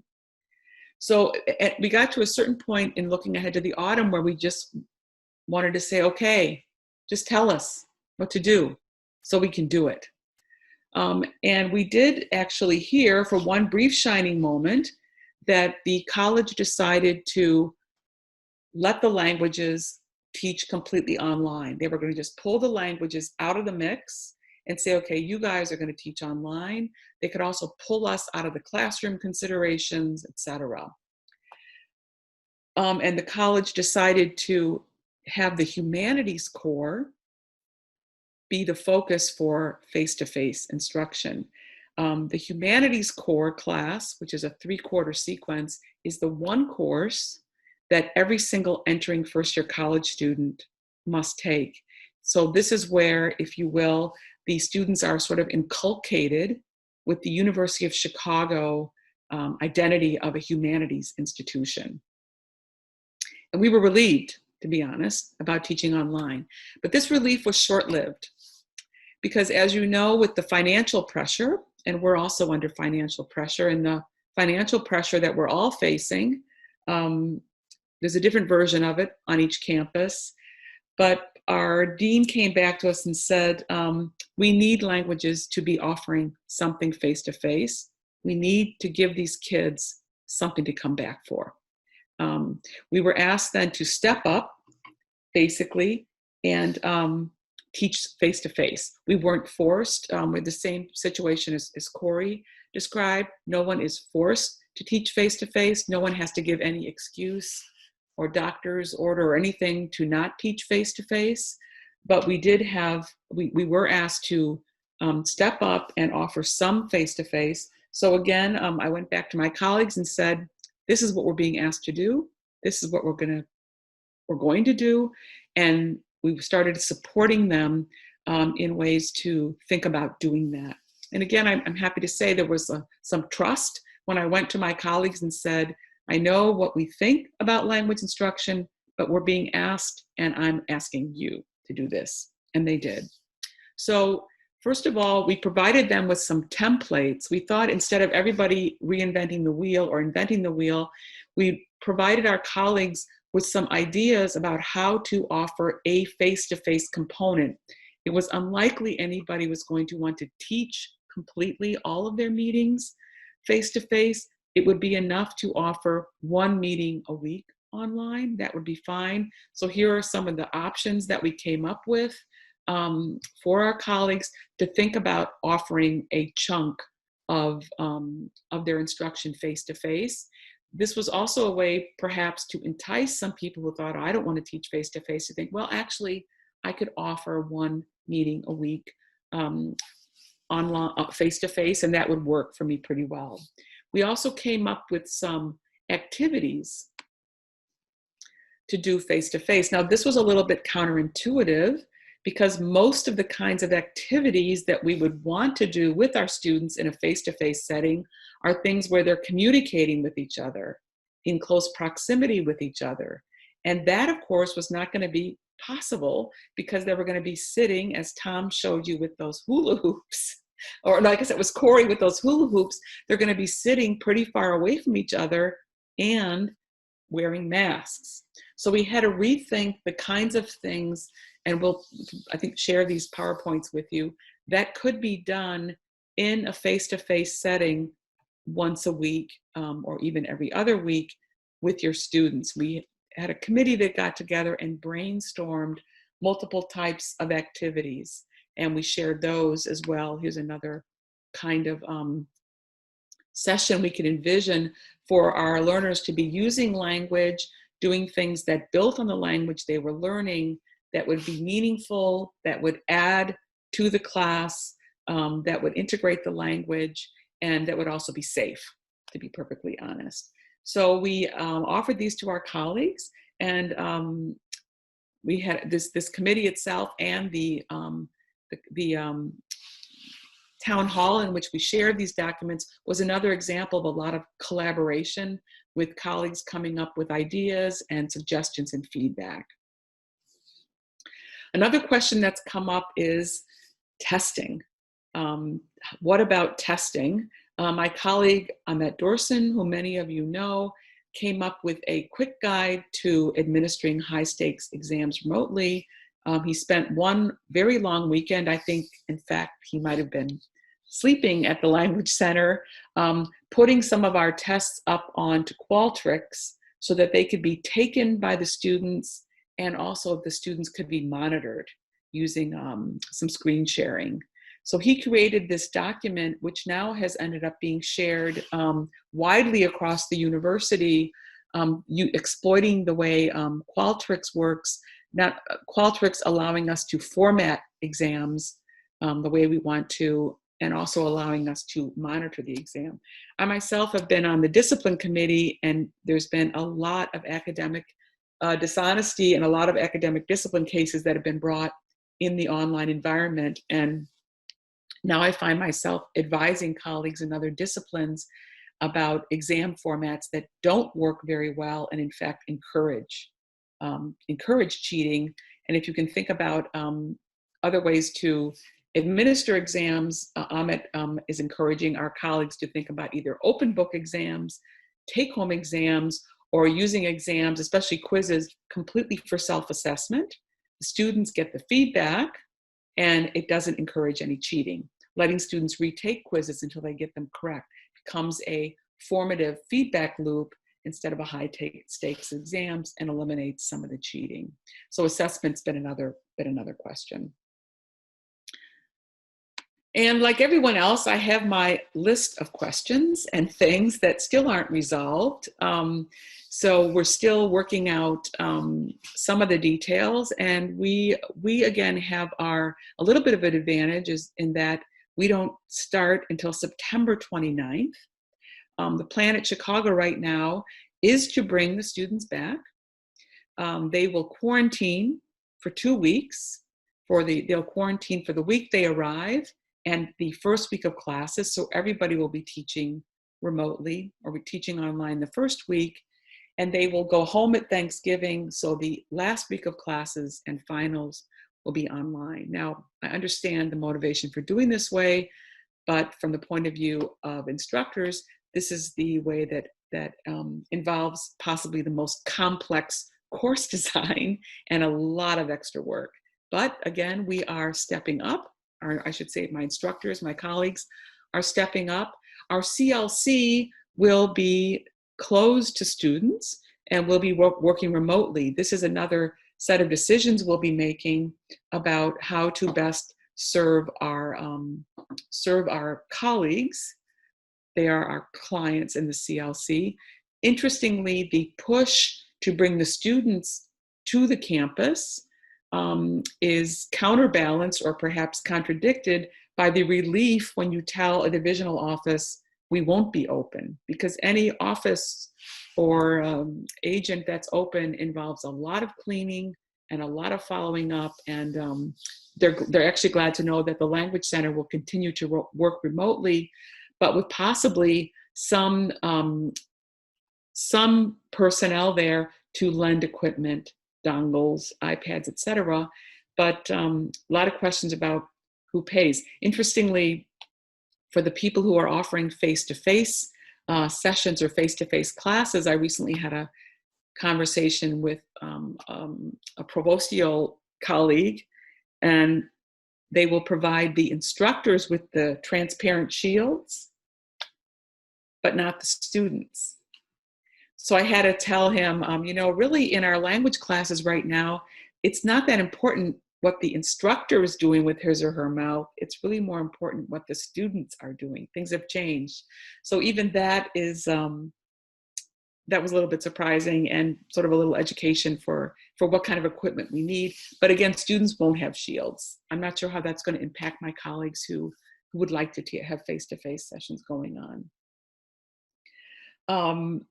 And also, like everyone else, and some comments made in the previous talks, we've learned a lot of things that have been better online. Our quarterly meetings, where we usually get 40 or 35 of our colleagues, we now get 70.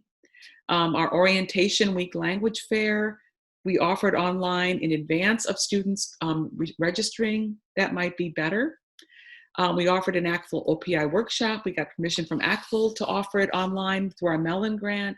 And our Mellon workshops, we were able to offer this summer without interruption online. We've learned a lot from both of those experiences, what we'd rather do in the future, online or in person. And this meeting is now another experiment. Maybe it's better online. Everyone doesn't have to travel. I can see or know my colleague Karen is thinking, what about the community? And that's something that I think we missed in all of these endeavors.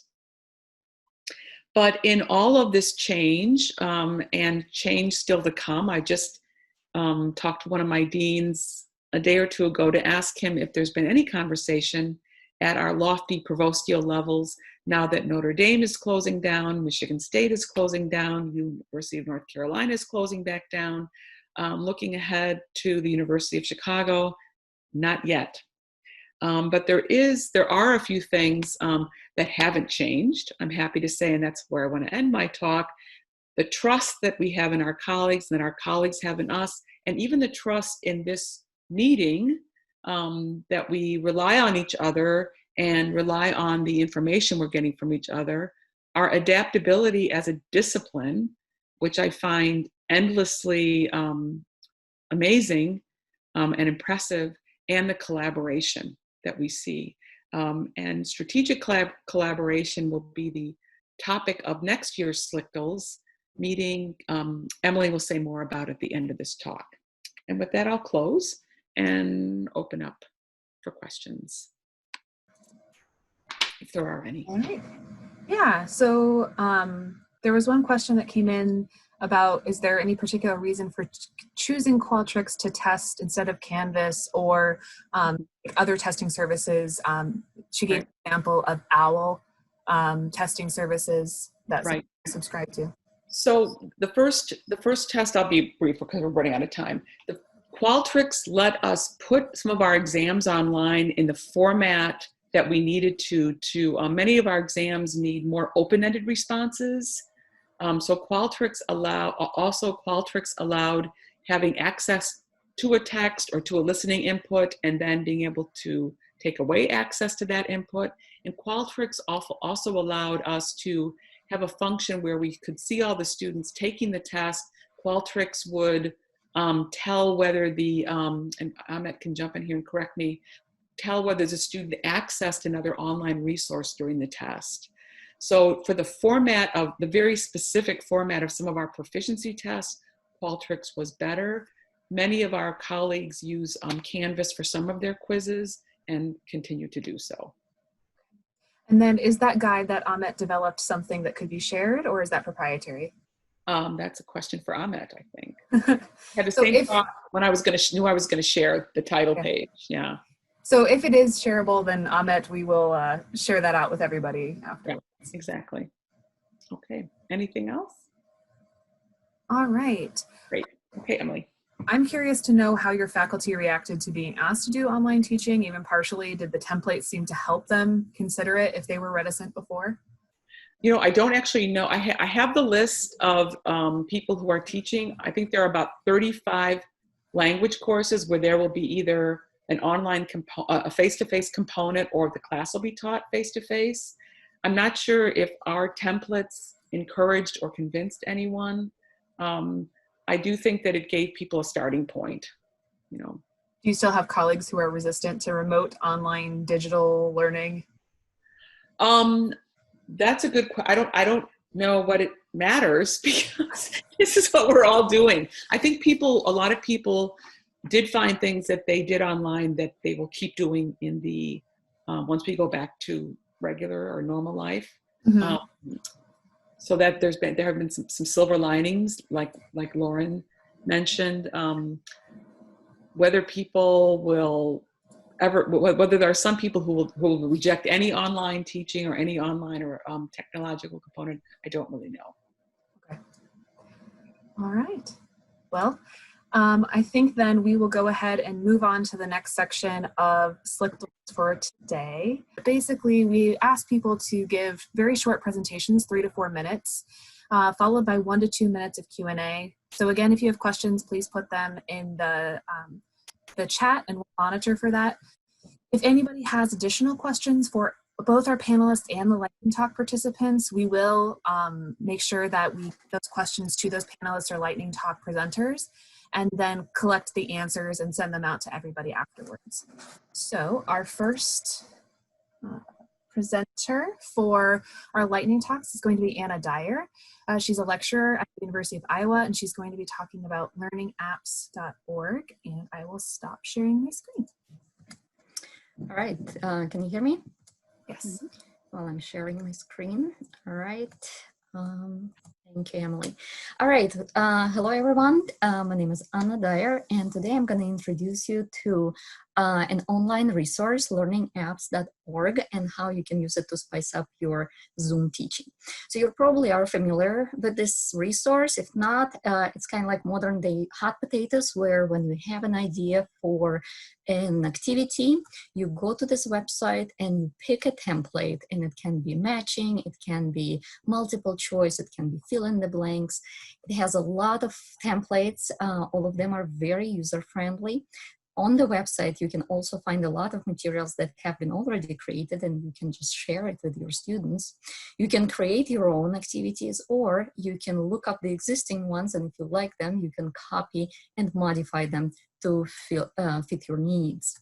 So once you're ready to add the content, you can add prompts, and that can be text or image, audio or video from YouTube, or it can even be text to speech, where you type in the text and it converts it to the automatic reading.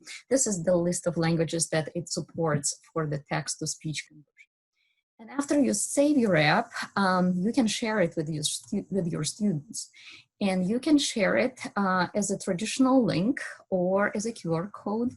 You can embed it into your learning management system, such as Canvas or Moodle.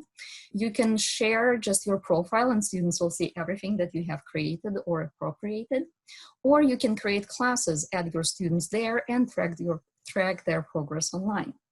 There are a lot of videos on YouTube about learning apps, and you can search through them to see how it works. Today, I'm gonna show you a different use of learning apps, and that's how you can use them instead of sharing them, how you can use them during your online classes. So you create your app, and then during the online session with your students using Zoom, you use the Annotate feature on Zoom, and that's the one that allows you and your students to draw on the screen. So what it creates, it's an activity that can be easily embedded into online learning. It's very quick, and the best part about it is that multiple students participate at the same time. And later, of course, you can share it, the traditional way so students can practice. So I'm going to show you how it works. And so basically, first the teacher starts the app while on Zoom and turns the Annotate feature on. And the example that will appear on the screen right now is from a technology webinar, so it was all in English. And what you will see is that participants of the webinar start solving the cross puzzle by drawing on the screen. And then I, as the host, mark their responses in the actual online program. So everybody's participating at the same time, and they get feedback instantaneously, not only from the teacher, but also from the program. And of course, here you can just see words, but prompts can be antonyms, pictures, descriptions, fill in the blanks, even audio files. So whatever you want to play with. Here's another example from Russian. So here we have verbs that belong to two groups, and that's a group puzzle. So students have to mark groups that belong to the highlighted category, and then I, as teacher, mark over their responses within the program, and the program opens the puzzle if it's correct or shows the incorrect answer. Here's another example, and that's where students have to type in the answers online. But again, you can use the Annotate feature on Zoom for students to type in responses during your online class on the screen. Or as a variation, you can use the same activity to display it and then ask students, hey, what's your favorite drink? And they have to write their names there. So, and then you have something like, hey, Maria, what does John like to drink? So you have a nice, review activity or warm-up activity. And here is one for more advanced students. So here is, for instance, a dialogue that's been out of sorts, and they have to put it together, and they can do it as a group. Or you can do the real-time partner activity where you send a link to this activity via chat and Zoom. Then you put them into breakout rooms, just 2 people in each group. One person shares the screen and gives control over the screen to the second person, and they work together in real time to reconstruct this dialogue. And of course, the dialogue, as I said, can be any type of a prompt, even audio prompts. So this is just the highlights of how you can use the learning apps in your Zoom sessions in 4 minutes and 30 seconds. All right, great. I didn't see any questions come in immediately in the chat. Does anyone have a question for Anna? Comment that it was super cool. It is, once you start, it's, work to prepare for it. But yeah, I definitely recommend the Annotate feature for all possible things when you're doing Zoom, because that involves all students at the same time, And actually we'll have another lightning talk on using the Annotate feature, so people will get to explore that a little bit later too. Perfect. One question, how often have you used them, Anna? To be honest, not very often, but I plan to, just like it takes a lot of work to prepare, and spring did not give us too much work to really prep for everything, but I plan to use it much more in the fall for reviewing activities, for warm-ups, and as I said, for breakout sessions, just to get them, and for extra practice for them. Great. All right. It's a free app. Yeah, sorry, I forgot to mention, Yep. It's a totally free app. Mm-hmm. Wonderful. All right. Thank you very much, Anna. I appreciate it. Our next talk presenter is Alice McLean. She's a senior lecturer of French and Portuguese, as well as the director of the French language program at the University of Chicago. And she'll be talking about a blog assignment that she did as a formative asynchronous writing assignment. Okay. All right. So this was something I tried out last spring for the first time, individual blogs. And I knew I was going to use it before the pandemic hit. And I thought, well, what am I going to do with it? And about that time, the pandemic hit. So this is an answer to the first question that the panelists gave me. Could students write on any topic? Yes and no. In fact, about this time when the pandemic hit, I read an article by a UVA historian who suggested that everybody keep a blog, a record of your life in these unprecedented days. And I thought, that's perfect. Portuguese 103 students at the end of their first year are capable of doing that. So I ran it by Ana Lima, who is the director of the program. She was on board, and that's what we decided to do. Let's see, can I move ahead? Uh-oh, I can't move ahead here. There we go, oops. This is how it was written up on the syllabus. We called it Reflections and Writing Practice. So students could pick topic of their choice during the time of confinement. They were instructed to write short 3 to 5 minute sentences or paragraphs of 3 to 5 minute sentences 20 times over the course of the quarter. And I referenced the article, but I also said it was open. They could write whatever they wanted in Portuguese, that it was free, and I encouraged them to include anything we were learning in class. So it was kind of controlled, kind of open. What did students write about? Well, over half the posts were on life during the pandemic.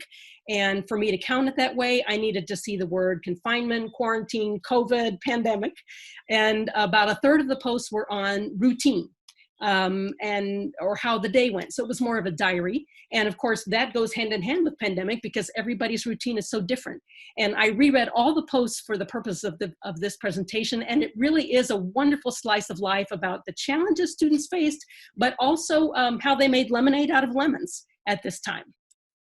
This is an example of a blog and an entry to give you an idea about the length of it. The next question that the organizers asked me was, how did students self-edit? And to answer that, I'm going to show you how I did my feedback. I gave feedback in the Canvas speed grader because I knew students would get a notification. So I would always start with just a sentence or two about the content, and then I would give a little laundry list of things that needed fixing, and I put those things in all caps, and I fixed them myself in hopes that maybe they would pick up on these and apply them in future posts. And I put 2 in red here to show you. This is the first feedback for one student who had a lot of Spanish, but only 10 weeks of Portuguese. And so in her first post, she was writing no instead of no, for example. And she was also mixing up mas and mais, which can be homonyms in spoken Brazilian Portuguese. So that's a very common error. The no she fixed right away, and that persisted through the rest of her blogs. The mas and mais took a couple of weeks for her to get down, but she used them both correctly in contiguous sentences, and even a month later, she was still able to use them correctly in a sentence. Another example of self-editing is students use this kind of like a composition. So they would look up vocabulary words, and I know this because they would say something like, hope this is the right verb. And then finally, I wanted to give an example from a student who was sort of more private and reserved. And she was the student who really did run with the idea of using whatever we were learning and trying that out for writing practice. So for example, our curriculum presents present subjunctive in the context of health. And she wrote a whole series of sentences about that. I'm afraid of coronavirus that attacks the lungs. You need your lungs to breathe. I hope we don't get sick. And she did this over and over again. I've given you just a sample there of fields that she used. The third question the organizers asked me was, why did I give this for completion credit? All of the posts together were worth about 10% of the curriculum, or of their grade, so it wasn't insignificant, but I wanted it to be low stakes, formative, ongoing assessment. It was replacing formal compositions. I wanted it to be not something where they would be tempted to look up online translators for, and I wanted it to be sort of authentic, coming from them, whatever they wanted to do. And I think that worked because we got compliance. Everybody participated. A few people would run late now and again, but that was okay. Everybody participated. They seemed to enjoy it a lot. A lot of people would take photos to accompany what they wrote. And you could tell that they really did enjoy it. And in fact, the last post from a graduate student, and you'll see their writing is not perfect. She has some very basic mistakes along with some more complex language, but she says, this is my final reflection. I liked writing this, and I think I'm probably going to continue to do it even when I'm no longer a student. And she talks about how she loved Portuguese and hopes to continue. And in fact, I've been in touch with her this summer, and she has kept on studying by herself. I don't know if she's writing. So that's it. I urge you to try it out, a pandemic-oriented blog. Thank you. Thank you very much. One question that came in is, did you find that students were writing more as a result of blogging than they were prior to blogging with whatever activities you used to require? I would say yes, because we don't have a lot of formal compositions. It's usually maybe a couple times a quarter plus on exams. And we didn't have any summative written work. We had summative oral work. So it was a way to buy in regular writing practice. And I would say that if you totaled up what they wrote, yes, they wrote a lot more. And then remind the audience, what level were these students? You said 103, what kind of? 103 is the end of our first year sequence. So by then they've had present, past, and some form of the future. And we're learning some higher things like subjunctive, but they have plenty of skills to write a blog. Okay. And then was this was a private blog, or was it posted publicly? I did not post it publicly. I gave them the chance to do that. And there was one student in particular who said he did not want it to be public. And so I kept it private because I had initially thought maybe they could respond to each other. But I really needed 100% buy-in to do that. And I respected their privacy. And so that was okay. And it was just sort of a way for me to keep in touch with them and for them to have an outlet about writing at this time. And then one last question, did you detect any online translations like Google Translate? And if so, how did you handle that? No, I didn't. And that's one reason I wanted it to be low stakes. There were a lot of mistakes, really. There was some self-editing going on, but there was really only one person who was just always perfect. But everybody else, I think it was really them talking. I know them well enough. This was some of the students I'd had since the fall, and then there were sort of two new groups that joined either in the winter or in the spring. So I knew them and their level for the most part, and I would be pretty confident in saying they did not do that. All right, great. Well, we're gonna go ahead and move on to our next presenter. Thank you so much, Alice, appreciate it.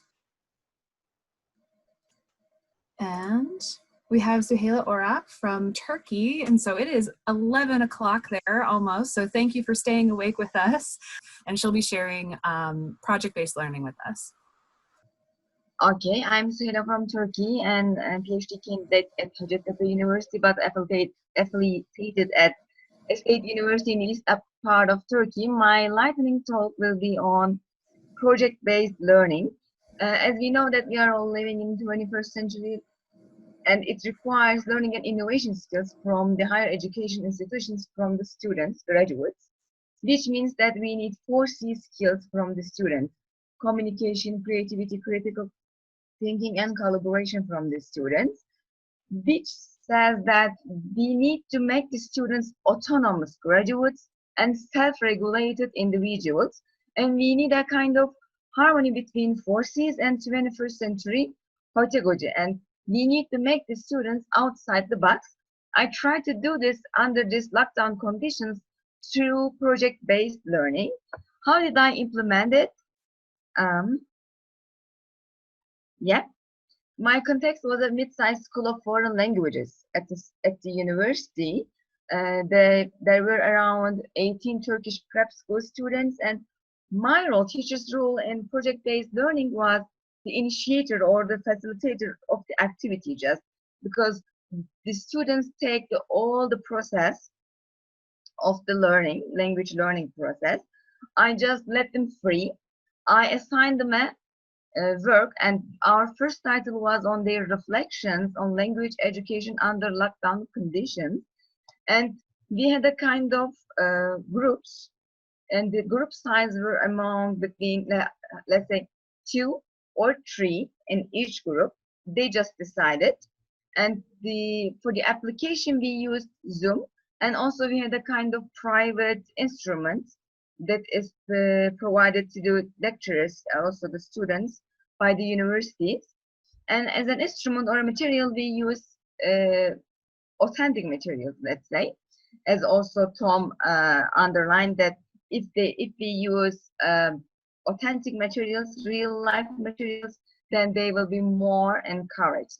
So I have a picture from one of my groups. in their reflection under the title of "What about your reflections on distance education?" my students did a kind of role play. And in this role play, one of them was student, one of them was teacher, one of them was parent, and they had their reflections in this way. When we come to the collaboration, how did they do it? And what about the differences between face-to-face education and distance education? I just had a kind of interview with my students, and students' reflection was that it was really attractive more than face-to-face one. Why? Because they said that we were more critical and creative because we had all the responsibility of the learning process. And also we were always in contact with our group members through Zoom and WhatsApp and or Facebook applications. How did I contact with them? I also used Facebook, also used WhatsApp video calls, and we were always in contact with them. And another thing that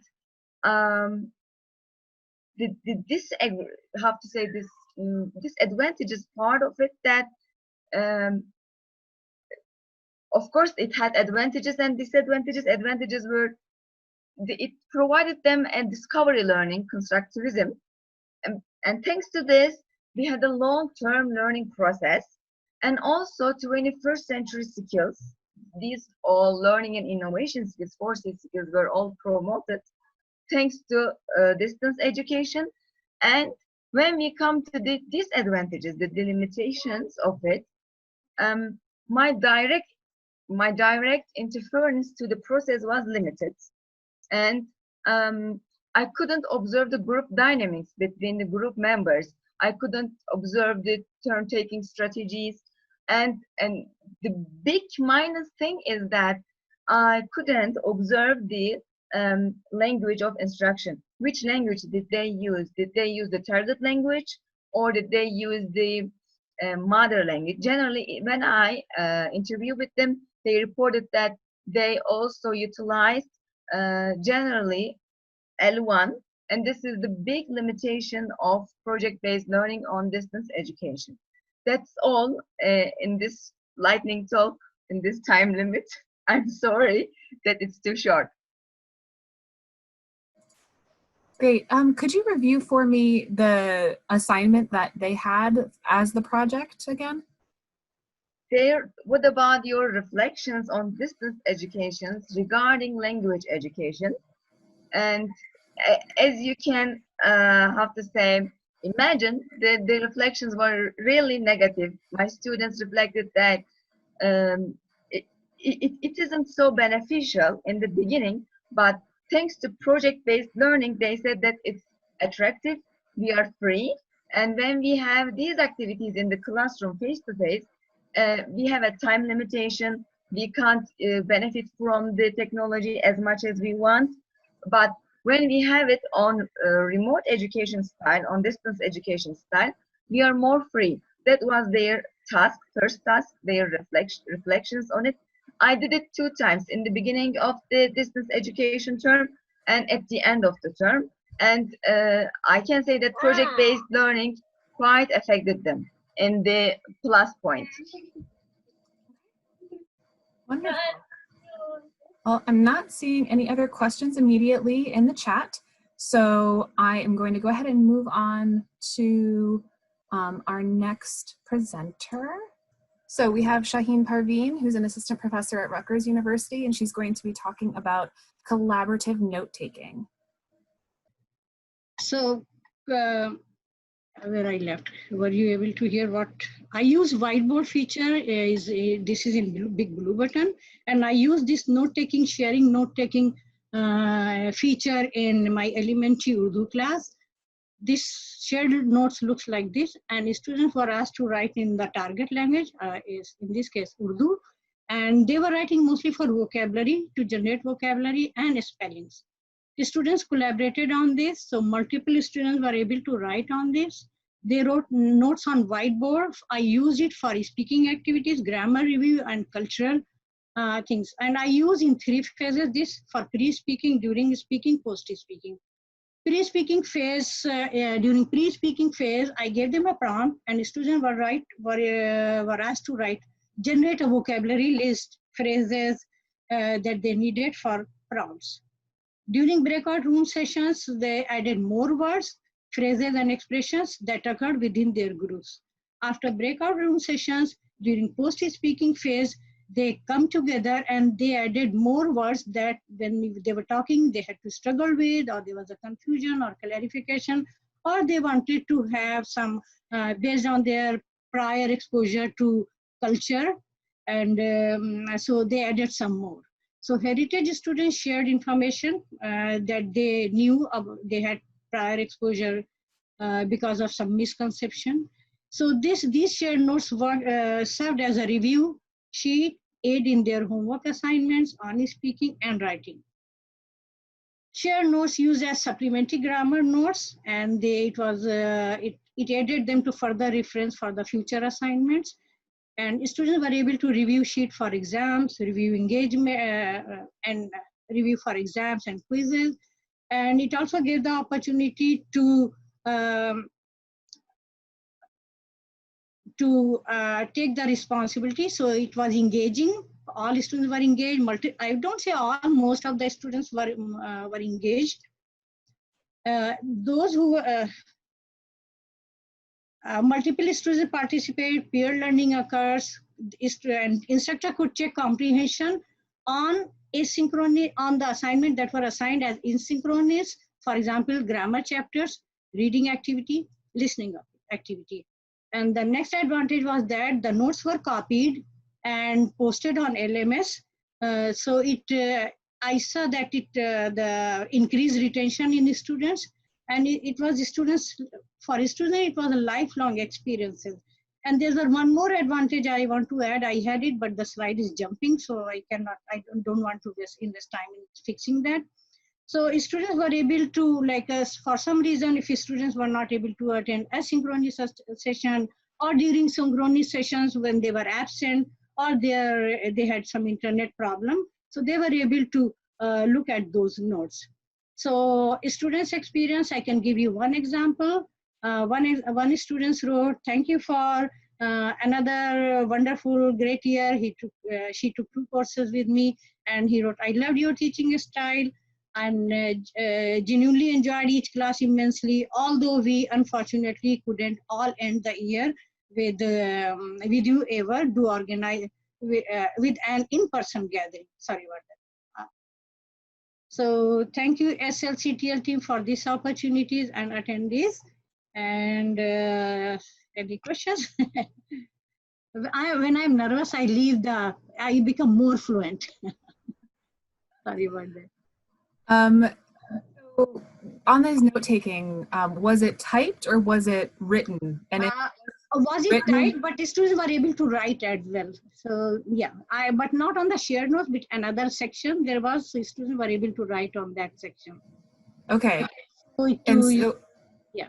If there was handwriting, did they use a stylus or a tablet or anything like that? No, just directly from the computer. Okay. So, yeah. So thank you very much, Shaheen. Okay, thank you. And move on to our next presenter, Runqing. She's a PhD candidate and Chinese teaching assistant at the University of Iowa. She'll be telling us a little bit more about the annotate function. Thank you, Emily, for the introduction. So I'm going to present how to use the annotate function of Zoom in online second language teaching.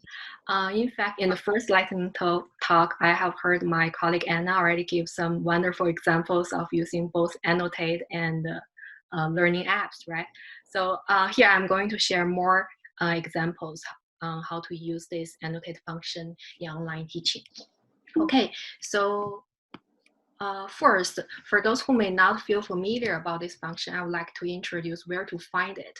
So when you are a host of a Zoom meeting, after you have shared your screen with the audience, you can find the annotate button on the top of your screen. And then you press this button and then this toolbar will appear. Now you can draw or type or stamp on the shared screen and all participants can see the annotations you made.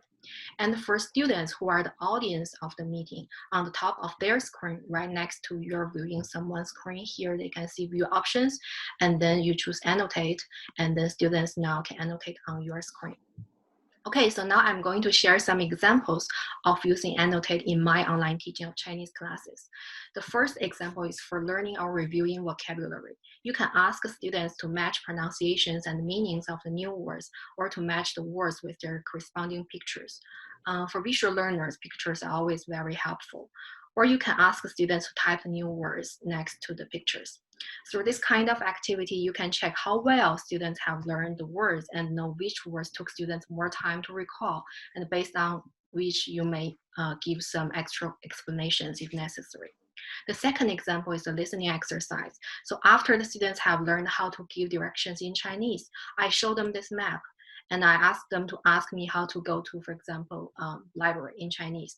And then I say, go straight, turn left, and the first intersection. And based on my directions, students need to mark the location of the library on the map. So this kind of activity can effectively check whether students understood my words. And to make this activity more challenging, you can speak faster and faster when answering different questions. The last example is a reading exercise. So when students read a passage online on your screen, remember to ask them to mark the unknown words. I have found this very helpful because sometimes in face-to-face classes, students may not feel comfortable to ask about the words they don't know. They may feel embarrassed. But in online teaching, the teacher does not know who is leaving annotations, which kind of creating a more welcoming and low anxiety environment for learning. And when you ask students to answer the comprehension check questions, you can ask students to type or to mark the answers in the text. And when you are explaining, you can also use the annotate function to circle the keywords or to underline some important sentences to catch the students' attention. Okay, so some tips for using Annotate. First, tell students where to find it. You can simply show this screenshot to your students, and then please give clear directions, like whether you ask them to draw lines or to underline or to type text. You can also consider to give a demonstration first if necessary. Please also remember to clear all drawings before moving to the next slides. Otherwise, the drawings will always remain on your screen. So here in the toolbar, you choose clear and then clear all drawings. Okay, so at the end, I would like to summarize some main advantages of using Annotate. First, it can promote active learning and provide effective feedback. And most importantly, students really enjoy it. So here are some comments from the students. As you can see, they speak highly of this Annotate function. Okay, so this is the end of my presentation. Thank you so much for listening. I hope you have got something useful for designing your online classes. Thank you. Just a quick question, logistic-wise, you share your screen, correct? So let them do the annotate function? Yes, you need to share the screen first, and then the annotate function will appear. Yeah. And then all students are able to annotate at the same time? Yes, yes. Okay. So that's the reason why you need to give clear directions, because Yes. otherwise there will be a mess on your screen. Yeah. All right.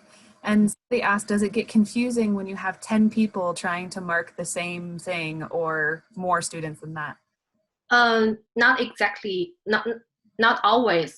So first you need to design it correctly. So for example, you have more space between different lines. So you allow more students to draw lines and not affect other students to read the content. So yeah. Then can students do this with just their mouse, or do they need a stylus or a tablet? Mouse, they can just do it with their mouse. Yeah. Okay. And then one thing that Shannon pointed out is that as a host, you'll probably need to enable this function. It might not be a default something that's turned on. Yes. Yes. I can show, I can quick share my screen here. So here, I'm in the University of Iowa, and we have this, sorry, I cannot choose this. So we have a website where you can change all the settings of the Zoom. So can you see here? Yes. Yes, so and then you find this annotate function here, and you can choose, if you check this one, then the students, they cannot annotate on your screen. But if you don't check it, then everyone can annotate on your screen. Yeah, something like that. Great. And also the last words, I recommend you ask students to type text, then there will not be a mess on your screen. Yeah. Okay. We do have a number of logistical questions coming in. We're not going to have time to answer them all so that we can get through all of our lightning talk presenters, but we'll assemble these and then we will go ahead and make sure that those get answered in the follow-up document. So our next presenter is Shiva Ramani. She's an assistant instructional professor in German at the University of Chicago, and she's going to share student success videos with us. So my name is Shiva, and I am responsible for the German intensive course at the University of Chicago, and I will be giving steps and tips basically to drive applicants and boost enrollment. So basically, I will just explain a little bit what it is and its importance, and I will also talk about technical aspects and give general tips and possible challenges. If we have time, I can also show you some questions, and I will also share with you the link to the video so you can watch it on your own. All right, the first thing is just a little background is, so when I first started taking over the German intensive course at the university in 2019, I only had like 4 students. So I had to come up with an idea to drive applications and really boost enrollment, not just through words of mouth. So I created success videos that helped really boost enrollment by 150%. So you can see here there are 2 sets of videos. On the left side, there's a shorter video, about 3 to 4 minutes, which this is the one that really help to boost enrollment. And the right one is a longer one, about like 15 minutes, which explains how to study and prepare for this specific course in an online format. So let's take a look at the video on the left. So what it is, basically, it's a short video of 3 to 5 students. They have volunteered, and they share their success stories and explain why everyone should take this course, and they give tips and tricks. This later on was available to everyone, not only on YouTube, but also the department's website. So what would be needed in order to create these videos? We're not talking about the on-campus aspect here, but the online, which students, what they had to do, they had to have access to a well-lit room and not a busy background, and they needed a phone with a camera with headphones. They could also use apps such as Panapto or Zoom to record themselves. So many, or quick real time, I forgot the name. So there were many ways they could do it. The purpose again was for others to see what is being offered in that course and why they should take that course, and that's really important and helpful in fully remote classes, and what they could gain by the end of it, so the proficiency outcome goals. And all in all, it's just a great way to really boost enrollment and great way to promote languages online. So now let's see what behind the scenes, just technical aspects and general tips for success in creating these videos. So first of all, the first thing I did, I informed the department's multimedia pedagogy specialist, which is actually the host here, Nick Swinehart, or you can just contact like IT specialist, I would say, and you ask them to help you in the creation of that. And then I informed the entire class, and I told them of the importance of creating these, and then I had some of them that volunteered to do so. Once I had a list of participants, I sent them like a list of guidance questions prior to the meeting to help them just to know what they have to say and what questions they have to find answers to, basically. Then I also had to ask for consent to upload and post the videos on any of these websites. So that was really, really important. Again, we're not talking about the on-campus aspect, but online, one more time, you just have to send them the questions, which you have to prepare prior to meeting for them to do the recording, and also just tips and tricks on how to use a camera, etc. And remind them to speak nice and slow and natural. And then I just created a box folder, again, with the help of Nick, or you can use any Google folder, any Dropbox, where they will upload their self-made videos, and you have to follow up with them just to remind them of the deadline. Then after videos have been uploaded, it's your responsibility to watch them several times and really see what do you want to keep, what do you want to like trim off just to shorten its length, and really also the order of presenters, how do you want to start strong, like which ones to keep, just to really rearranging things. And then I also asked, with the help of Nick, what we did, we also added intro and outro slides and added the background music just one more last thing is important is we're legally required to make subtitles available for public facing videos. So we used the auto-generated captions and Panapto, which are fantastic, especially for English, and this was all in English. So I don't have time, we're 4 minutes and 18 seconds, so I pause it right here for questions. Thank you. There's a question about recruitment and retention for online courses face-to-face. So do you think students are more reticent to take the languages if they can't be in class face-to-face for the like intensive courses? Yes, they're not reluctant. They really enjoyed it, just watching these videos. I already heard of some of them, they contacted me, and these videos really helped them, that they know exactly what they have to expect, and they know exactly really how they have to prepare and study for the course. So they were like, these videos really helped them. That's what they told me, that to just really sign up and think about really participating and signing up for the course. Okay, and so this is something that, is it related to their grade in the course in any way? No. So it's a volunteer thing to help promote your language. Yeah, and they really enjoy doing it. So I sent you everyone the link in the chat box so you guys can take a look at it yourself. They really enjoy doing that. Okay. And then one question on did you have like a consent form for them to be able to like do this, or was it just? No, it was just written format, just through email. Okay. We did not have like a consent form, yeah. Wonderful. All right, well, thank you so much. Yeah, sure. Our next presenter is Eman Saadah, the director of the Lichtel program at the University of Illinois at Urbana-Champaign, and she'll be talking about integrating conversation partners into the curriculum. Thank you so much. So I use this service, which is Natakallam, and I was asked by the organizers to say how it is different from other services that are usually used, which is ones like Talk Abroad. And this service is actually founded by women, hires only refugees, providing them access to income at very dire times. And I found this very interesting that we could support this in particular. Also, what's more important is that this service has different programs and options. So it provides the one-on-one sessions, which we can, of course, align with our curricula.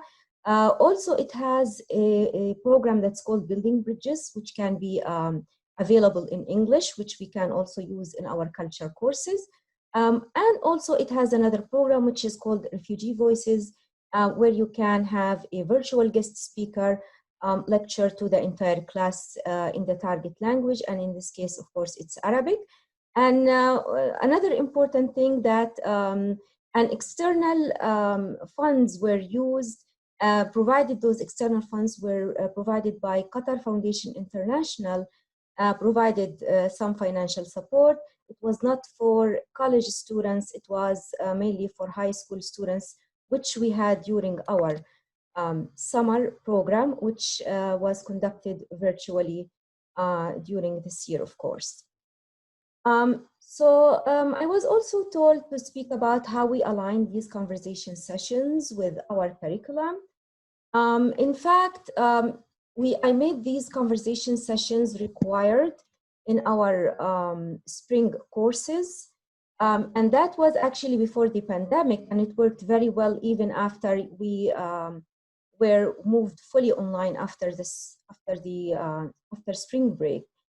Of course, I gave the instructors the full autonomy to make the best use of this service, and of course align it with their course objectives and learning outcomes. It was worth around 5% of the total grade, and in our syllabi it was incorporated as part of cultural portfolio. Some instructors designated as oral conversations component. Some of them made it count towards the final oral exam, and one instructor in particular, he decided that the extra credit option will work the best. So how did we structure the follow-up activities after our students have taken their conversation sessions with their conversation partners? We did classroom oral discussions, and that happened around like once a month. Outside of class, the students took pre-prepared conversation sheets with topics that were covered in class and were asked to practice these more with their partners.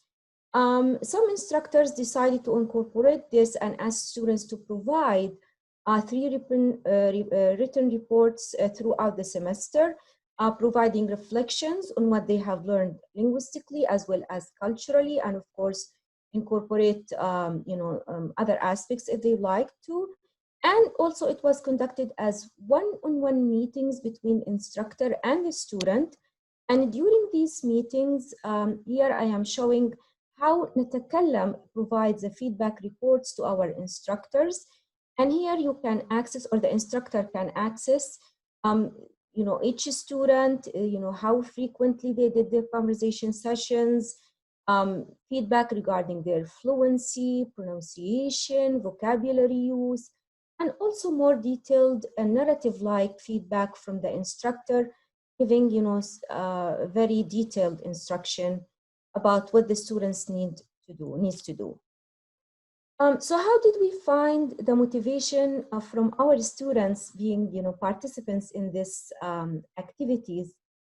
Students were very excited that they were able to share experiences and connecting with their conversation partners who were refugees and meeting with them and getting introduced to their lives and meeting them at a personal level. This type of experience and connecting with these conversation partners definitely sparked the students' interest and developed an intrinsic motivation for them to improve their Arabic skills and even practice their Arabic after we were done with this service. So one student reported back that she learned how Jordanians deal with challenges living under quarantine to support one another during this scary and difficult time. We decided to stay in touch to practice Arabic and English on weekly basis, end of quote, as the student had reported back regarding her experience with her conversation partner. And this is the end of my talk. Thank you so much. And if you have any questions. All right, thank you, Eman. How many students use this in the spring and how many times during the quarter or semester? So technically all of the students in the program. So because first of all, I paid for this through a grant for this. Okay. So it was not like something that I asked students to go and purchase these sessions. I got a grant, and for elementary level students, I had allocated 4 sessions per student. And for intermediate level, I had 3 sessions per student. And for advanced students, I had 2. And again, I was working with the constraints of having a very, very restricted budget, let's say.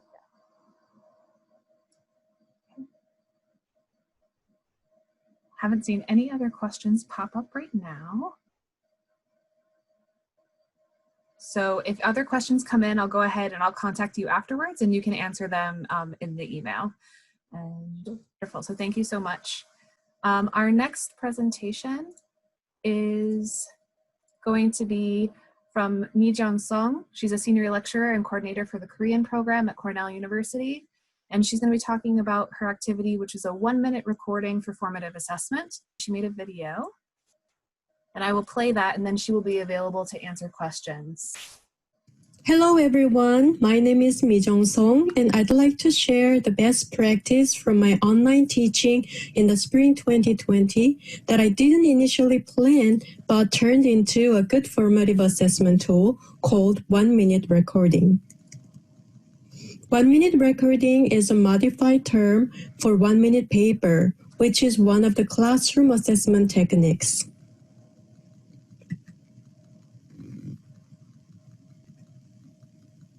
You can see some useful examples and descriptions nicely compiled by the scholars at University of Michigan.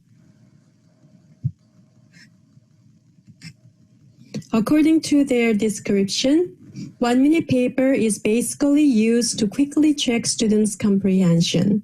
I simply adapted this format from writing to recording for my elementary Korean class.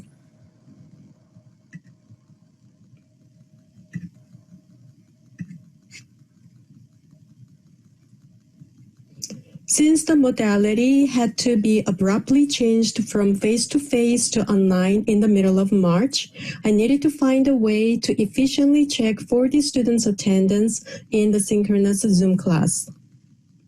My elementary Korean class has 3 sections with 14 students each, but for the lecture, all students gather in one class.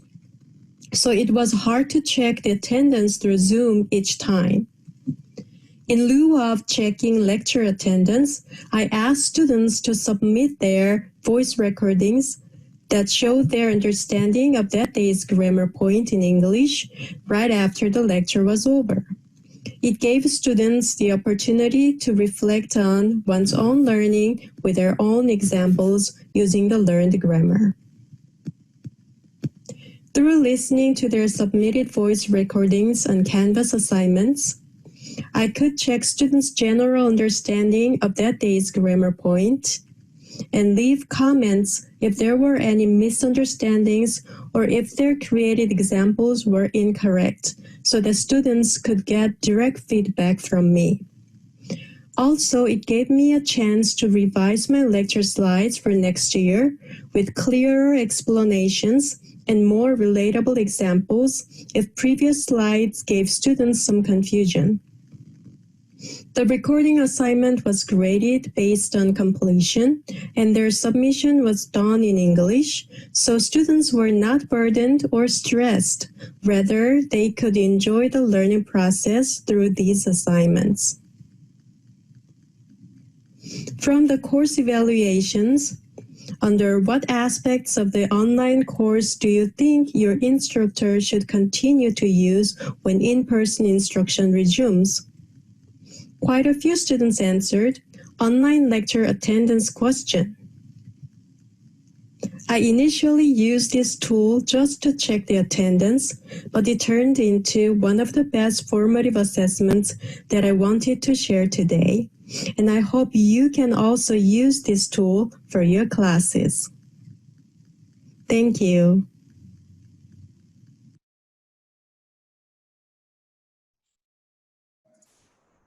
All right, wonderful. Were the videos shared among the students? No, because it was submitted through Canvas assignments, so only the teacher can check it. So as I mentioned before, it was only for the attendance check, but it turned out to be good assessment tool, assessment techniques for the students' learning improvement. Okay.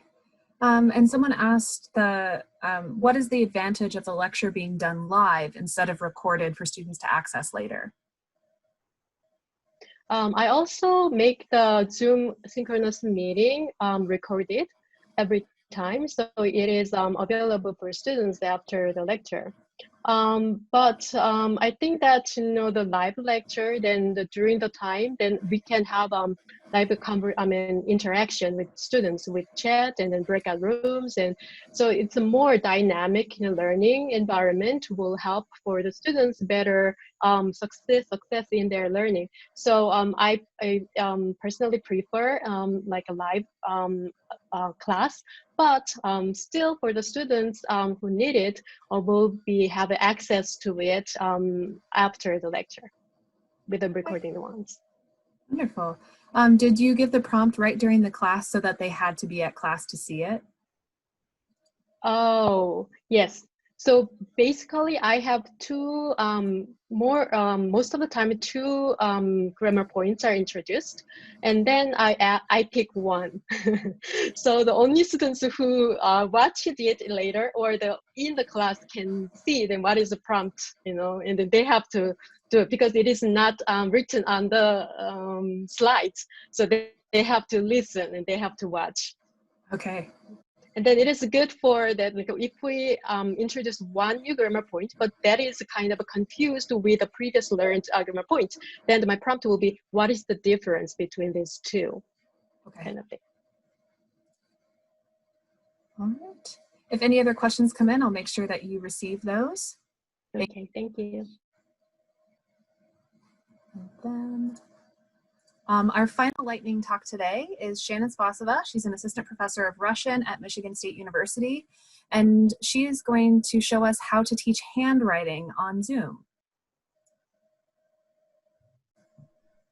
Hi, so my first disclaimer is that I think we should teach our students to type because that allows them to interact with the target culture, etc. However, many of us still do want to type or need to, or want to teach or need to teach handwriting. And so I'm just gonna share a simple idea with you today about how to do that via Zoom. And the first thing to say is that if you want to demonstrate handwriting, one idea is to do this before class, use the Zoom recording, and then allow students to watch it asynchronously. But it's also something that you can do during a class period. So things that you need to do it, or I can say what I use to do it. I have an iPad, and then I have a stylus. It's a simple stylus. It's Meeko is the brand. And I looked earlier today, and you could get 2 for $13.95. So it's not that expensive. But I've also tried this with just a smartphone and my finger. So it does work with that as well. And what you need is a device, so an iPad or a smartphone that can download the Zoom app. So you go to the App Store for your device, download the free Zoom app in advance before you want to do this. And then when you're in your Zoom meeting, or well, even before, you want to make sure that you have your settings set up that everyone can share their screen, or you'll have to make your device a co-host. So what you do is you dial into the Zoom meeting with your device as if it were another student. And you want to make sure that it has the permission to share. Do not, however, join the audio with your device, because then you might get some unpleasant echo. And then what you do is you share your screen or share your content with your device. And I'm going to do that right now. I'm going to do it on my iPad. I have it just next to me here. I'm going to choose share whiteboard. So this has come up, and then you can see that I can use my stylus and right here, and you can see me writing. So you can use this as a way to show them handwriting if you're teaching them how to do the letters, or you could use it as a kind of chalkboard. I also wanted to share that sometimes I have wanted to annotate on slides, and the easiest way that I've found to do that is to share the slides using my laptop and then do the annotation using my tablet or my phone. So this is just a simple idea for how to teach handwriting using a tablet or a phone and a stylus and or your finger. This is really useful for languages that do not use the Roman alphabet for sure. You might be able in other languages to show different types of handwriting. And then one question that came through, are you doing the entire Zoom call through your iPad or on a computer and then sharing the screen of your iPad? I've experimented with different things. I've experimented with sharing the screen with my iPad for the whole class meeting. And sometimes I do that, and sometimes I share through my computer and then switch over to my iPad. So I'm kind of a little undecided on what I prefer, but there are different ways of doing it. And I obviously, I join using both most times, and my microphone is through my computer and my webcam is through my computer. So I'm not showing, while theoretically I could turn my camera onto my iPad, it would be showing the ceiling right now because it's just sitting next to me. So I'm joining using both in most cases, but what I'm choosing to share from which thing might depend on what activities I have planned for the day. Have I used it for anything other than handwriting? I mean, you can use it for things like annotation. I've used it a little bit for stuff like that. legible if using a finger versus stylus. I don't have a lot of expertise or experience using my finger, but it does seem to be legible when I have tried it. I think it might take a little practice. And one thing that I find a little disconcerting at first with the stylus is that I can't rest my hand on the iPad like you can with a pen. So you have to get used to that a little bit. It's a little bit different than a pen. Yeah, a question just came in as if you're using a smartphone as a document camera, how would you facilitate switching back and forth? I've never tried to use the smartphone as a document camera, so I'm not sure how it would work to move back and forth. You might have to plan your activities so that you could do a certain section of them in one chunk and another section in another, because I can just imagine that it might be hard to move from a document camera setup to a writing setup. But I haven't used my smartphone as a doc cam. Right, and then have you tried any other interactive ways to get them to write, or is this more of a demonstration tool? You could certainly have them, I haven't done this yet because by the time we were online last spring, my students already knew how to do handwriting. But you could have them do handwriting on the annotation board. But of course, if they don't have a stylus or if they don't have a touch screen, the mouse doesn't really do it justice. So that is one thing to keep in mind, is that if students are trying to do it with a mouse, probably doesn't work very well. Yeah. Well, thank you so much for your presentation today. If other questions come through, I'll make sure to get those to you. We are going to go ahead and move on. So really right now, just wanted to thank you guys for coming. Cathy is going to do a quick wrap up for us before we get to our evaluation and official closing. Thanks, Emily. So Emily and I wanted to just reflect on the talks, both the panels and the lightning talks. And in doing so, I can't help but think how preemptive the topic that was supposed to be this year's SLCTLS, which is strategic collaboration, how preemptive and how appropriate that seems right now. Just listening to all of these talks and knowing that we're sharing these techniques with each other right at the moment when we all really need them, I think is a terrific example of the kind of collaboration that we hope, both Emily and I in both of our grants, really collaboration is at the heart of both of those grants. So I hate to use the phrase the unprecedented times, but we are, of course, in unprecedented times. And that's why I think we're so glad to know, I think that these talks and the sharing is so useful to everyone, that we had such a great turnout for this meeting, that the questions were good, that the responses were positive, and that we're also willing to learn and still adapt, even though faced with all these challenges. I mentioned in my panel that we'd be looking ahead to the topic of strategic collaboration in the LCTLS for the SLCTLS meeting in 2021, a meeting we really hope will be happening face-to-face next summer, right around this time. And I think I'm just going to turn it over to Emily and let her talk a little bit about what we hope to happen at that meeting. All right. So for next year, again, as Cathy said, the topic was going to be strategic collaboration in the LCTLS. I'm going to go ahead and show you on our website. We left the call for proposals up so that people could reference it in the future. Because really we do believe that the prosperous future for LCTLS is characterized by sustained collaboration, coordination, and interdependence across universities. I think it'll be more important than ever for LCTLS to coordinate to make sure that the continuity of courses is stable for our students, especially considering these times that we're in.